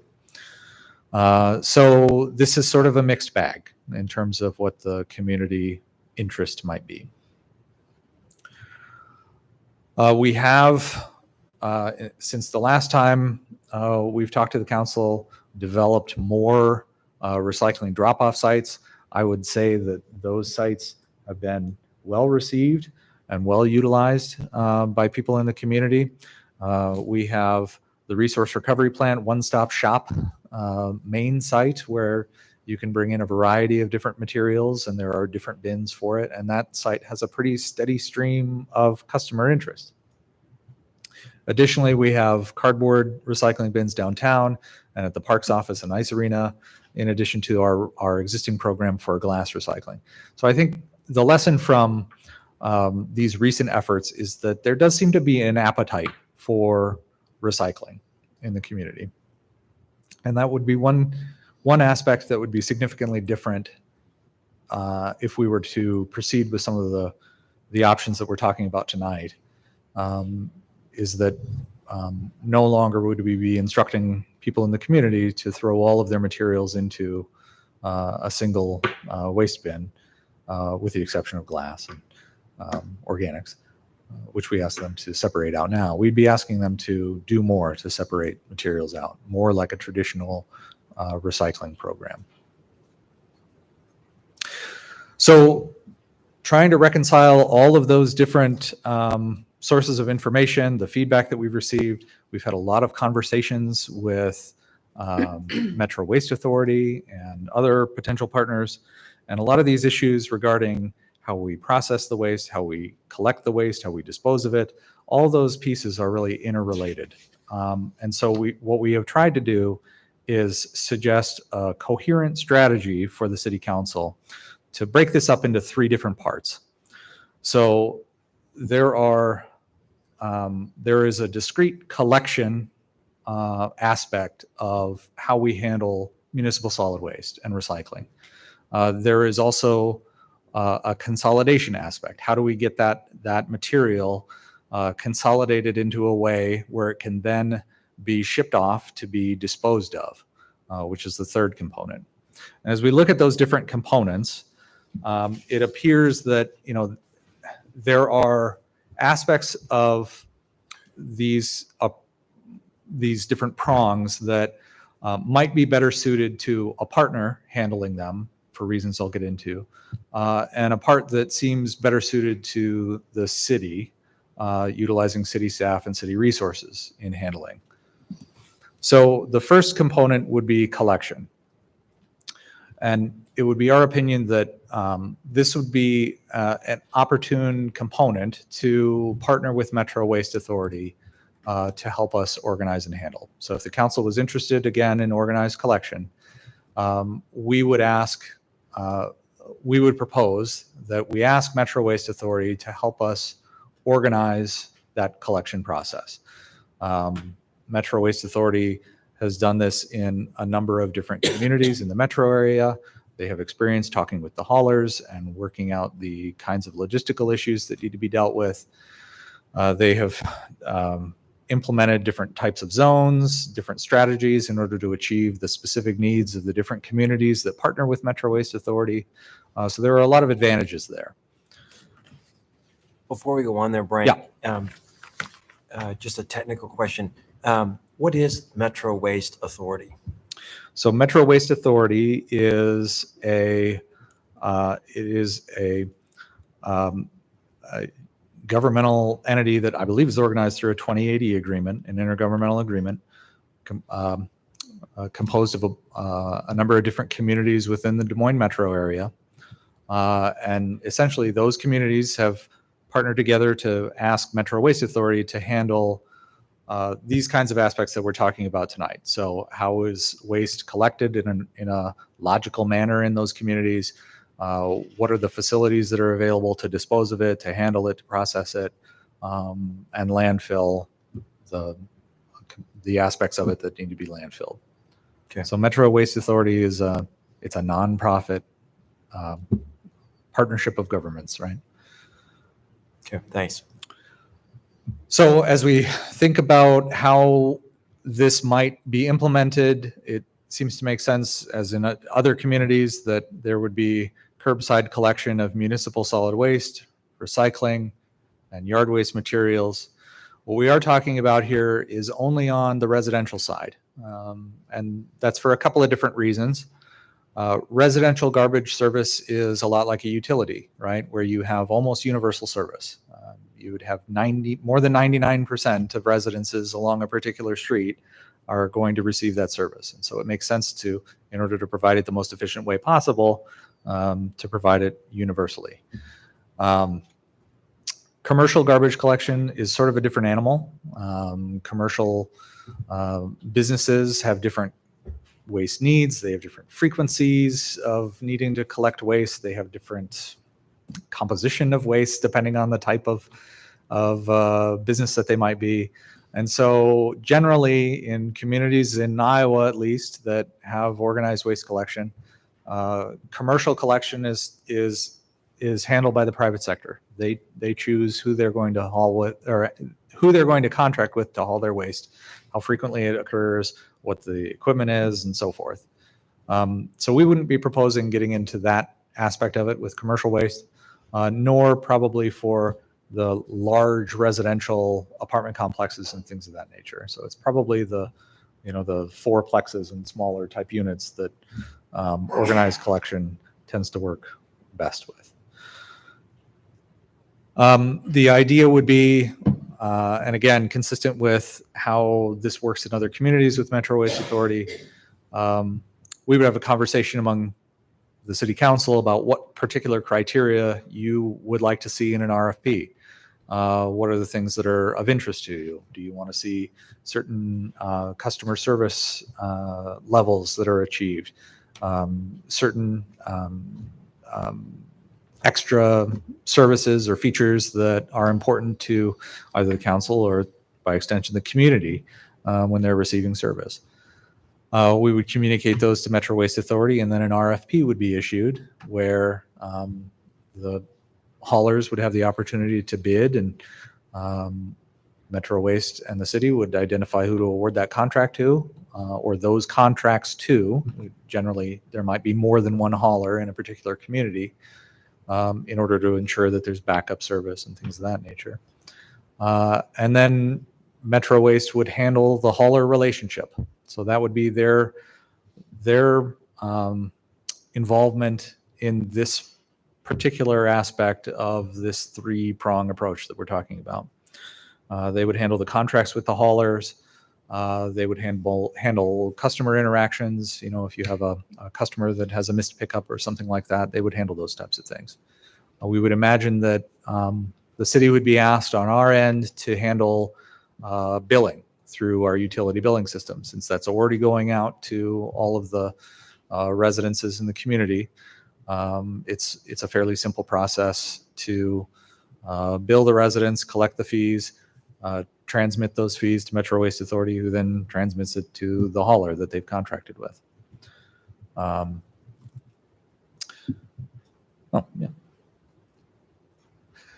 The middle component of this three-phase approach is how the waste then gets consolidated in a manner that is conducive to transporting it to the place that it needs to get to. And this is the aspect that we believe makes the most sense to stay with the city organization. That's for a variety of reasons. One, we'd be thinking about constructing a transfer station. So one option is we would build such a facility at the coal yard on the south side of the railroad tracks opposite the power plant. That's a large open space that we have available that we have a pending project to do some remediation on, but would otherwise be a suitable location to have plenty of maneuvering space to do what we would need to do for a transfer station. It certainly would be a possibility to attempt to construct one in some other location, but we would need to think about how we're going to acquire the land and so forth, and where that might make sense. A facility like this might have 3 bays, essentially, where the different waste types would go in, would be deposited, would be aggregated into semi-trucks, and then hauled off to the appropriate facility. And one of the key aspects as to why we think this makes the most sense staying with the city of Ames is that our staff does a really good job of customer service. We do a really good job of working with people to find the location that's most appropriate for their waste. The resource recovery staff is excellent at that. We do an excellent job at marketing, at helping people understand that on a broader scale. And we do a great job at community outreach. We host events such as Rummage Rampage and Stash the Trash that we need staff to be able to facilitate and manage. And it's difficult to do that if we don't have some involvement in how the waste gets put together and appropriately deposited in the place that it needs to go. Another aspect that makes this unique, that also makes it logical to remain a city responsibility, is because, again, we have those relationships with the other communities in Story County, and the responsibility to provide disposal facilities of some kind for them. And so we have to maintain those relationships and manage the contracts with those communities. That's something that doesn't make a lot of sense to put on another entity that has never operated those, never managed those particular contracts. Again, we know the people in those different communities and what they expect and how we can best serve them. So we could basically be the conduit to manage those relationships so that Metro Waste Authority wouldn't have to. And then again, meeting the kinds of goals that the city council might adopt for waste reduction, for landfill avoidance, for progress towards the climate action plan goals, and the events like Rummage Rampage and so forth. Those are the kinds of things that we as city staff are best suited to handle, and why it would make sense for the city to be responsible for this consolidation component of the process. Then the third component is on the back end, which is once the material gets deposited at the transfer station, where does it go? This would, we think, be best situated to be a responsibility of Metro Waste Authority in partnership with us. So we would rely on their facilities in order to dispose of the municipal solid waste and to dispose of the recycling materials. That would require us to join their planning area sometime before our existing comprehensive plan expires. The municipal solid waste would be hauled to a landfill, recyclables hauled to recycling facilities, and then yard waste, if we collect it at the transfer station, would be hauled off-site for either a Metro Waste site or some other contractor in order to be appropriately disposed of. So this is the broad overview of what we think makes the most sense given the different goals and the current status that we have of our existing facilities and the needs of the community. We're not asking for the council to take specific action tonight to approve this strategy or anything of that nature. We're simply asking for, we're providing an opportunity for the council to get a first impression of this and see whether this is something that interests you, and to ask questions and collect feedback. If this was something that the council wanted to pursue, then we would plan to come back at a meeting in June and ask for formal direction. And that direction would likely consist of consulting with the partnering communities in the resource recovery system and letting them know what this potential strategy is, and then sending a formal proposal to Metro Waste Authority asking to partner along the lines of what we've laid out for you tonight. So with that, I'm happy to answer any of your questions, as is Don, as is Bill, as is John. Council? So Brian, I know often we get a question about who did we speak to outside of our staff, and there is some information in here about Europe's input. Could you share that information as well, just in case people are listening and haven't read that? So one of the things included in the report, URAB, or Electric Utility Operating Review Advisory Board, is a board set up by the council back in early 1980s when we built our last power plant unit. And they are members of the community appointed by the mayor that then meet with the electric utility staff on a periodic basis to go over anything in detail, like budgets and things like that, before meeting with the council. And one of the things URAB was looking at is, as they move forward, as we move forward, as council moves forward, they're looking at it from a utility perspective. And in essence, the message that was included in the report was based on a report that they wrote. And it's supporting option 3 that was talked about tonight. Mm-hmm. Thank you. What else? So I wanted to commend you, Brian, for the thoroughness of this report. I thought the report you did initially on this was outstanding, and this is equally as thorough and comprehensive. And this is a big set of decisions we have for the community. And so I just want to commend the thoughtfulness and research that went into this to help equip us to make a thoughtful decision. I want to just acknowledge that. And plus, you have cool graphics on your slides tonight. I like graphics. So could you clarify for us, on the collection side, we could move forward with doing something on consolidation and disposal, but leave the collection process alone. Is that correct? In other words, is there anything about the collection that is inherently broken that we need to fix as it pertains to like the landfill or all these other issues you raised? I think, so the consolidation and the disposal, those are clearly linked. Collection is less linked to those two, in that it's not as urgent of an issue for us to try to resolve, right? We have some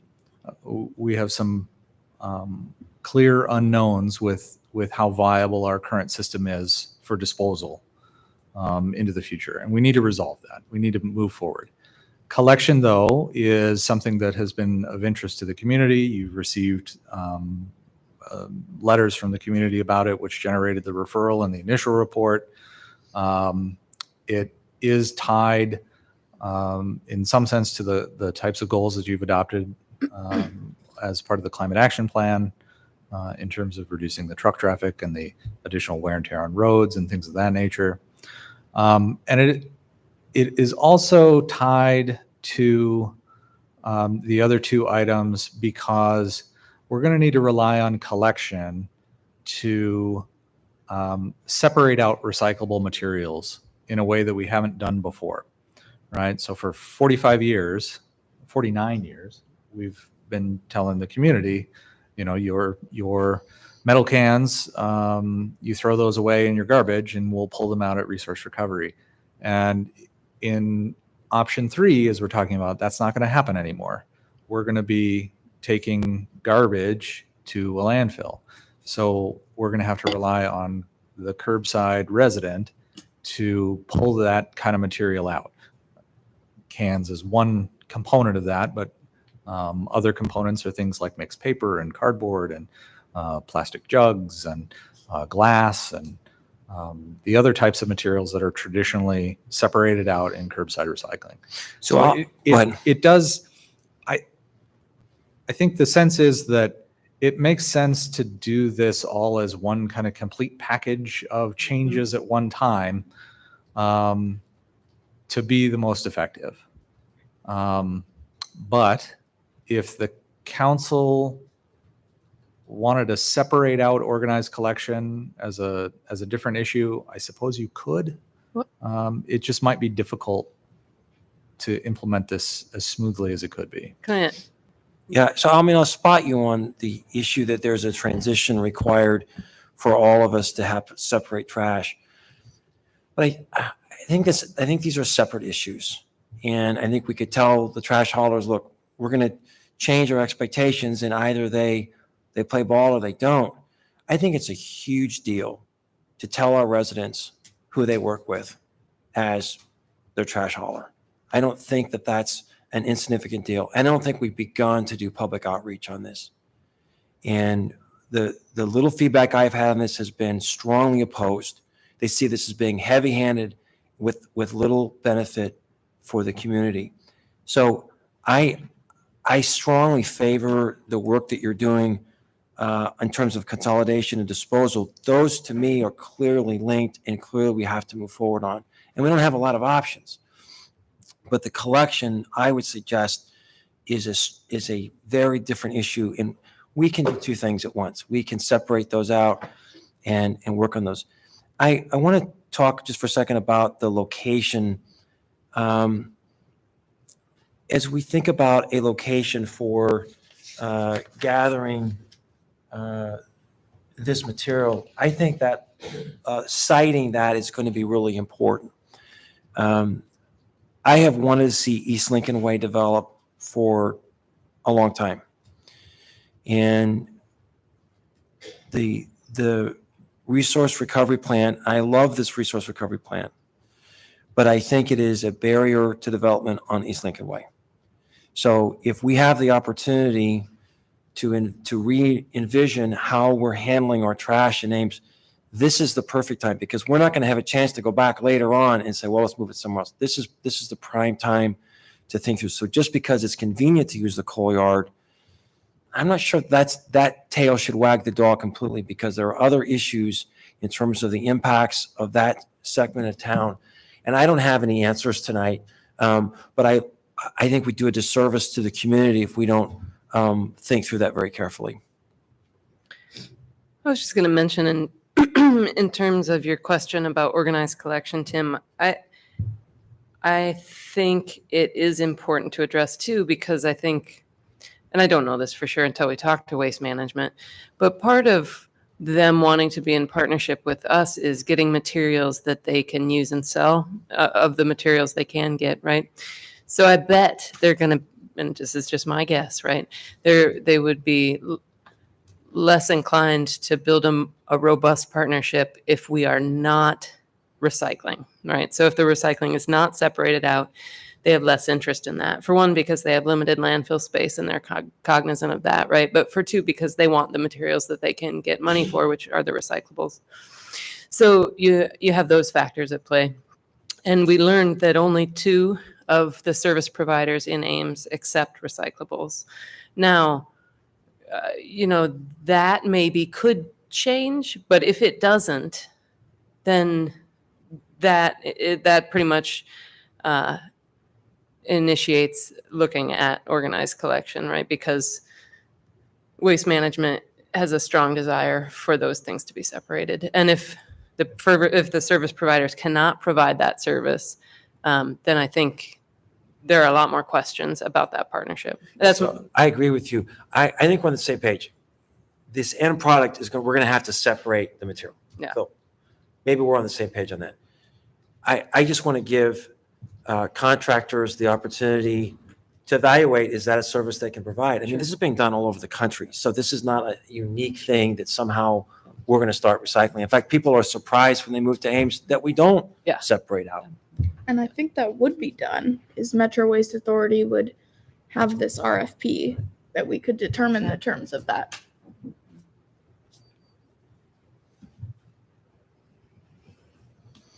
Other questions, comments? Is there anyone from the audience who would like to speak? No, come on up. Just say your name and address for Clark here. I'm Paula Eichinger. I am from Slater, Iowa. I live in the country, 52160 320th Street.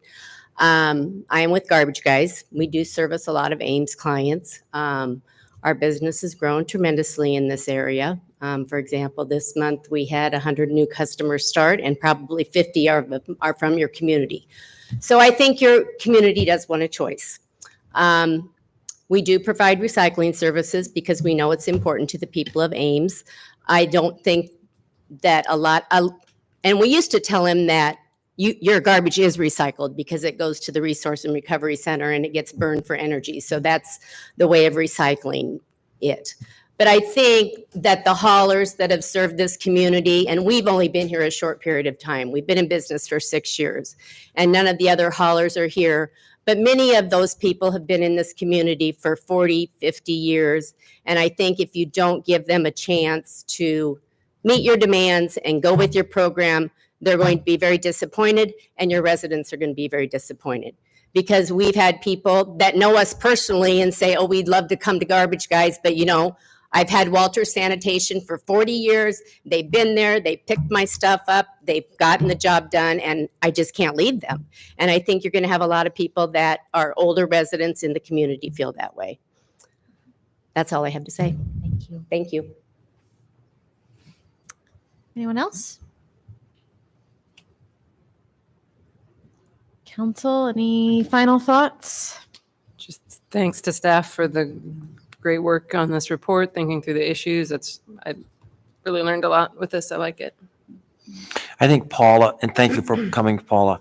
I think that's the Ghost of Christmas Future. I think we're going to have, and we saw this in initial meeting already with contractors who came, and they share their story and the investment that they made in their businesses and the kind of relationships they have with consumers.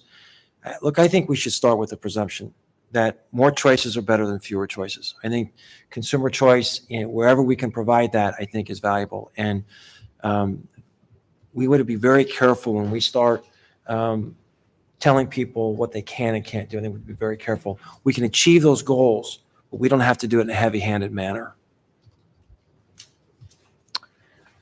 So you'll be back? We'll be back. In June? Yes. Thank you. Okay, thank you.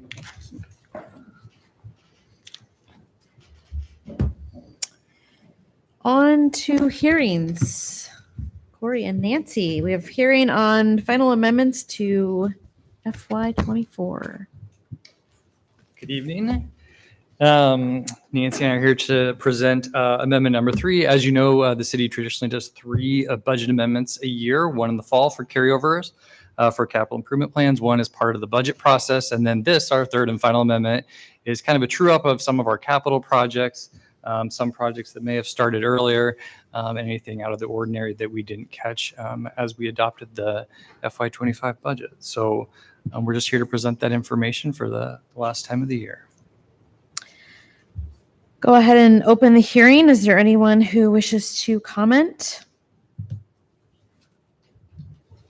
Seeing none, I will go ahead and close the hearing and take a motion to approve the resolution approving the amendment to the current budget for fiscal year ending June 30th, 2024. So moved. Second. Moved and seconded. Roll call. Aye. Aye. Aye. Aye. Aye. Next is a hearing on the 23-24 Water System Improvements Program, Kellogg Avenue, 7th Street to 13th Street, and 11th Street, Burnett to Kellogg. Go ahead and open the hearing. Is there anyone who wishes to speak on this topic? We'll close the hearing and take a motion accepting the report of bids and approving the final plans and specs and awarding the contract to Jet Drain Services of Ames in the amount of $808,389.46. Move approval. Second. Roll call. Aye. Aye. Aye. Aye. Aye. Item 43 is a hearing on easements for 302 Sundrall Avenue. Go ahead and open the hearing. Is there anyone who wishes to speak? Close the hearing. Take a motion on the resolution approving the storm sewer easement executed with 302 Sundrall. I'm going to do those separately. Move approval of using Sundrall. Second. Moved and seconded. Roll call. Aye. Aye. Aye. Aye. Aye. Item B is the resolution approving the vacation of the existing electric utility easement along the lot line of 302 and 212 Sundrall Avenue. Move approval. Thank you. Second. Moved and seconded. Roll call. Aye. Aye. Aye. Aye. Aye. Item 44 is a hearing on the sale of land locally known as 412 South Wilmuth, Lot 1, Baker Subdivision to Habitat for Humanity of Central Iowa. Move approval. Oh, sorry. I'm going to go ahead and open the hearing. Oh, sorry. Is there anyone who wishes to speak? Close the hearing and Anita, your motion, resolution approving the sale of Lot 1 within the Baker Subdivision to Habitat for Humanity. Is there a second? Second. Moved and seconded. Roll call. Aye. Aye. Aye. Abstain conflict. Aye. Item 45 is zoning text amendment to allow mixed-use residential development within the hub activity area of the Research Park Innovation District zoning district at the Iowa State Research Park. Good evening. So this text amendment would apply in the research park mainly to 2 sites in the hub activity area. They're up on the screen. One would be north of Collaboration Way, just east of the core, and one would be south of Collaboration Way, just east of Ames Racket and Fitness.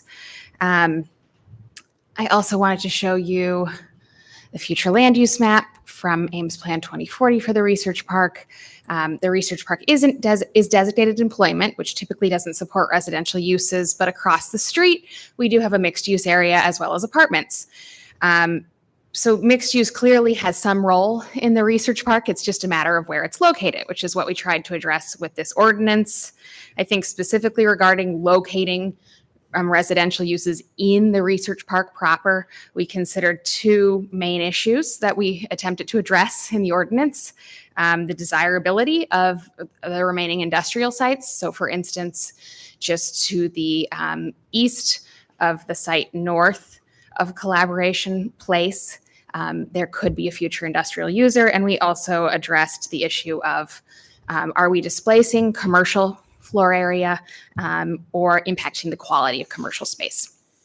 And so to address these, staff proposed screening of outdoor storage and equipment areas from residential users. We also, a major part of this amendment is the council's review of a major site development plan, which would allow notice and public hearings so we can ensure we're not detracting from industrial commercial users. And in terms of commercial impacts, we're requiring 90% of ground floors still be dedicated to an office or a trade use, so that we're not losing so much floor area that we would otherwise see. And then in terms of the quality, we're re-emphasizing some of the existing design standards that the Research Park zoning district already has in it. For instance, a high level of glazing, orientation to streets to maintain, an active pedestrian environment, and then making sure that building sites that have multiple buildings on them, as you would with a mixed-use residential development, are still oriented to streets. Accessory structures are located behind principal buildings. And we have an adequate size depth of commercial floor area on main floors. Our Planning and Zoning Commission did recommend approval after significant discussion of the impacts on industrial and commercial spaces and users in the research park. I think in the end, the commission found that there is a need for housing for those that work in the research park, and it will create, a desirable environment.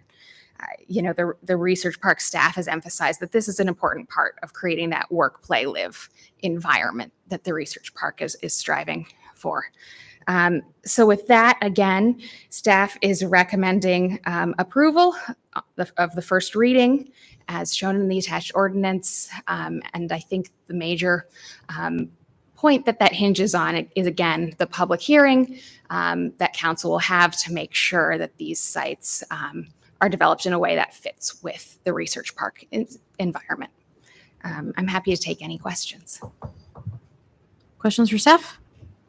So PNC Commission, it was a 4-2 vote. Can you tell me a little bit about, you said it was a pretty robust discussion. It was. So tell me about the 2 dissenting and if you have a sense of why. Yes, I think the 2 dissenting were related to concerns about if we have residential users in an area where we're focusing on research and development industrial users, could there be a problem of having an accidental release and sensitive receptors that may discourage an industrial user from wanting to locate in the research park? At the meeting, research park staff reiterated that they are the landlord in this situation, so they are able to market these sites towards users and keep that the adjacent residential use in mind. So they didn't have a concern so much about discouraging industrial users. I think that was the main concern of the commission, but there was discussion about making sure the hub activity area, which is really supposed to have these supportive commercial uses, still has those supportive commercial uses in it, even with this new residential development. And I think the applicant spoke to that at the meeting as well, about how having a residential element could help foster some more commercial development in this hub area. Thank you. Any other questions? Go ahead and open the hearing. Is there anyone who wishes to speak?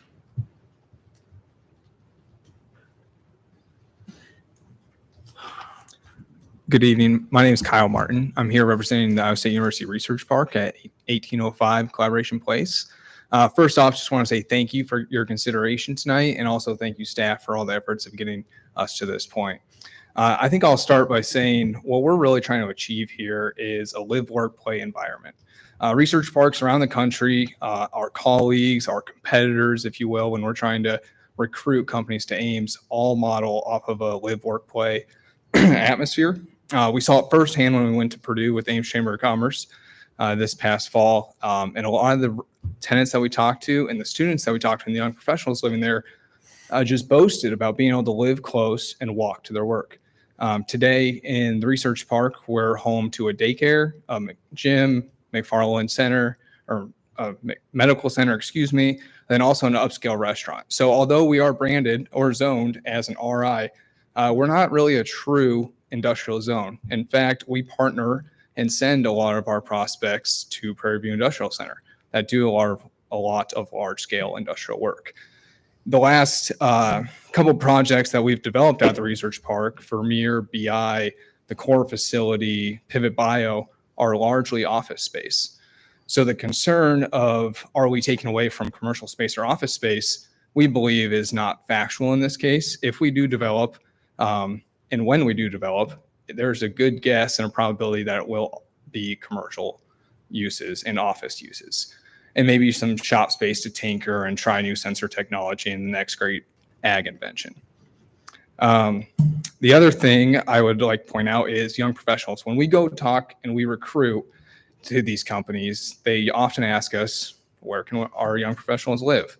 And I think we all know we are really good at providing housing for young families, students, but we're not great at providing housing for age 22 to 32.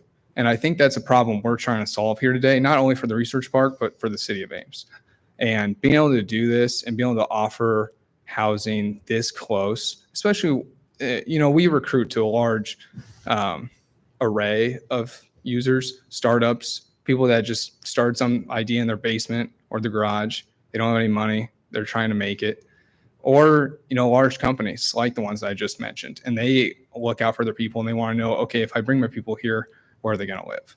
So we feel that bringing a mixed use development to the hub activity area is going to solve that problem for us, solve that problem from Ames. And it's really not going to be, and it'll be complementary in all those regards. So again, just want to say thank you for your time, consideration. We're super excited about this project. We think that it could really help us continue to grow our live, work, play atmosphere and make us more competitive. And I'm happy to answer any questions. So I do have one question. So as you look at research parks around the country, do you have a sense of best practices? I mean, is what we're seeing here consistent with other research parks like the Research Triangle? Yeah, most notably, I got to talk about Purdue, because Purdue is one that we compete with the most. I mean, for their ag program, their aerospace program, I mean, the same companies we talk to, they're talking to. And when we drove through their campus, being able to look right down, being on campus and take steps away to their research park, and then be in their research park, seeing the residential, and then also seeing the mixed use on the first floor with coffee shops and any other complimentary fast food, something to grab out. And again, I'm not saying we're going to target those things, but we do want to provide an amenity.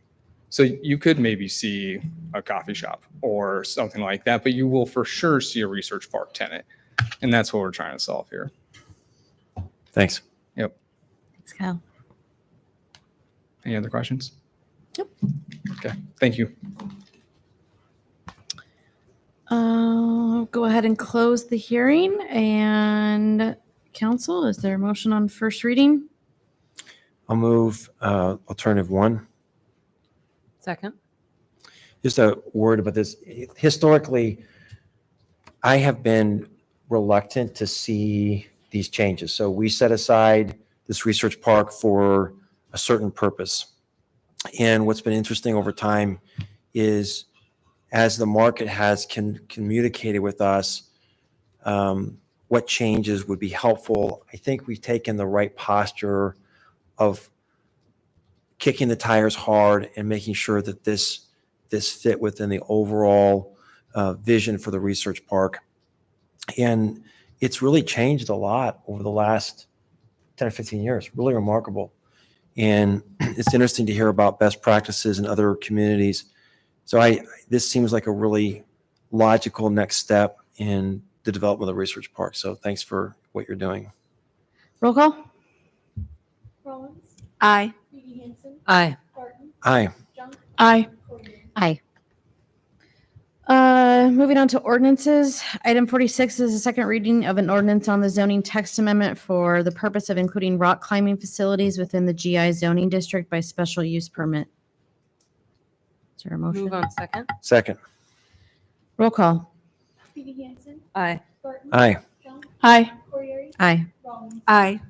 Item 47 is a second reading of amendment to Chapter 18.7A of the Municipal Code, special penalty for game day parking to add event parking. Move on second. Second. Roll call. Aye. Aye. Aye. Aye. Aye. Item 48 is the third reading and adoption of ordinance number 4528, amending Chapter 28 of the Code, establishing geothermal services and rules and charges. Move on third. Second. Roll call. Aye. Aye. Aye. Aye. Aye. Item 49 is the third reading and adoption of ordinance number 4529, amending Chapter 5 and Chapter 22 of the Ames Municipal Code regarding missing infrastructure requirements. Move on third. Second. Roll call. Aye. Aye. Aye. Aye. Aye. Disposition of communications. First item is a letter from Luke Jensen. Move for a memo on staff on this one. Is there a second? Second. All those in favor?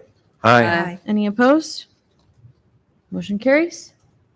Next item is a letter from Rachel Clausen regarding parking on Hayes Avenue. We can have staff contact them and explain how we approach council on this. The first step is usually asking the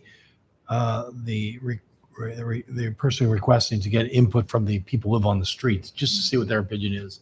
Then you make your final decision on that. They're seeking a one-side parking only. We've had this issue come up So several you're saying times. to Multiple times, yeah. you're Or either you can saying- decline it now and say you're not interested in doing it. or you tell want us them to- our normal process. Yes, if you want to consider it all, that means we would contact the abutting property owners in that area in Hayes, see what their opinion is. I don't think this person lives on that street necessarily. I would move that we let this person know the procedure for officially requesting that. Well, they're officially requesting now. The next procedure, if you We want us to would. proceed, we would have the traffic engineer, the staff contact the abutting property owners, say that an individual is requested on one side. To Are get their you, feedback. are you I would interested? move that we do that. Gotcha. Second. Moved and seconded. So I apologize. So this is that would be the procedure to go forward? Yes. Not that we would do the. No, No. it comes back to you for a final decision after you get input from the abutting property owners. Yeah. All those in favor? Aye. Opposed? Motion carries. Next is a memo from Sarah, our building official. It's just a informational memo unless there are questions. Sarah's not here. Next is a letter from Mark Steffen on electric police vehicles. Staff can write a memo to them explaining your goal under our first 7 steps under the sustainability program and what our intent is. I would move that we respond in that way. Second. All those in favor? Aye. Any opposed? Motion carries. And the last is a letter from Matt Mitchell from Ames Romero House regarding a request for a zoning text amendment. Memo from staff. If you can understand what this is, unique use, we would suggest that you get planning, bring back a staff memo to you first. Yeah, I would move for a memo on this one. Second? Second. All those in favor? Aye. Any opposed? Motion carries. Item 50 is a brief summary of our agencies, boards, and commission. First up is Discover Ames. Anyone? There was a meeting. We heard from Flynn Wright, who is the marketing group that is doing work on what will be happening next in terms of promoting what's going on in the area. They've completed an evaluation. And the good news is that everyone who comes to Ames generally feels very positive about their interactions here. So it's more promoting what we already do than focusing on what we don't have. So Anything else, Rachel? Okay. AEDC, I did not attend the last meeting because I was out of the country and Gloria's not here. So I don't know if you have anything, but Nope. I didn't see anything. Story County Emergency Management Agency. We haven't had a meeting. Transit? Last meeting was routine, somewhat light. We talked about some grants. There's a statewide discretionary grant we entered into for replacing 12 of the oldest buses that we have. So if we were successful in that ask, we could potentially look at doing that. Other things like the intermodal lease agreement with Jefferson Lines and things like that. And the 2 new student representatives were introduced to the board too. So. Okay. All right. Council comments. Tim? I just wanted to give some kudos to city staff. So the Memorial Day program was yesterday, of course, and we did everything to prepare for an outdoor program. And then all of a sudden this storm comes in that we weren't anticipating. And I got to tell you, I am so proud of our city staff for the way in which they responded and helped us to pivot to have the program inside A+.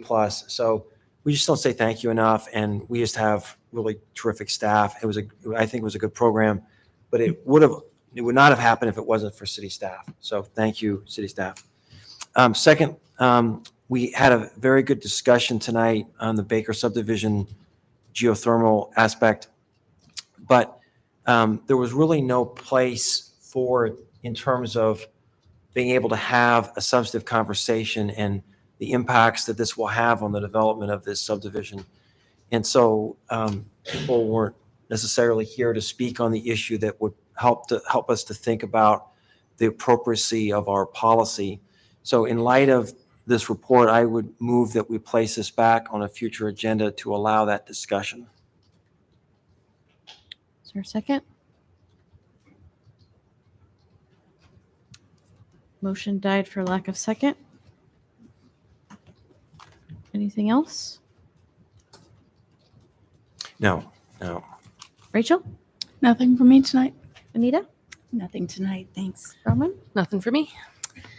Okay, we will now go into closed session. Mark, I assume that we have sufficient reason to move into closed session? Yes, you do. Iowa Code Section 21.51C allows the council to go into closed session to discuss matters in litigation.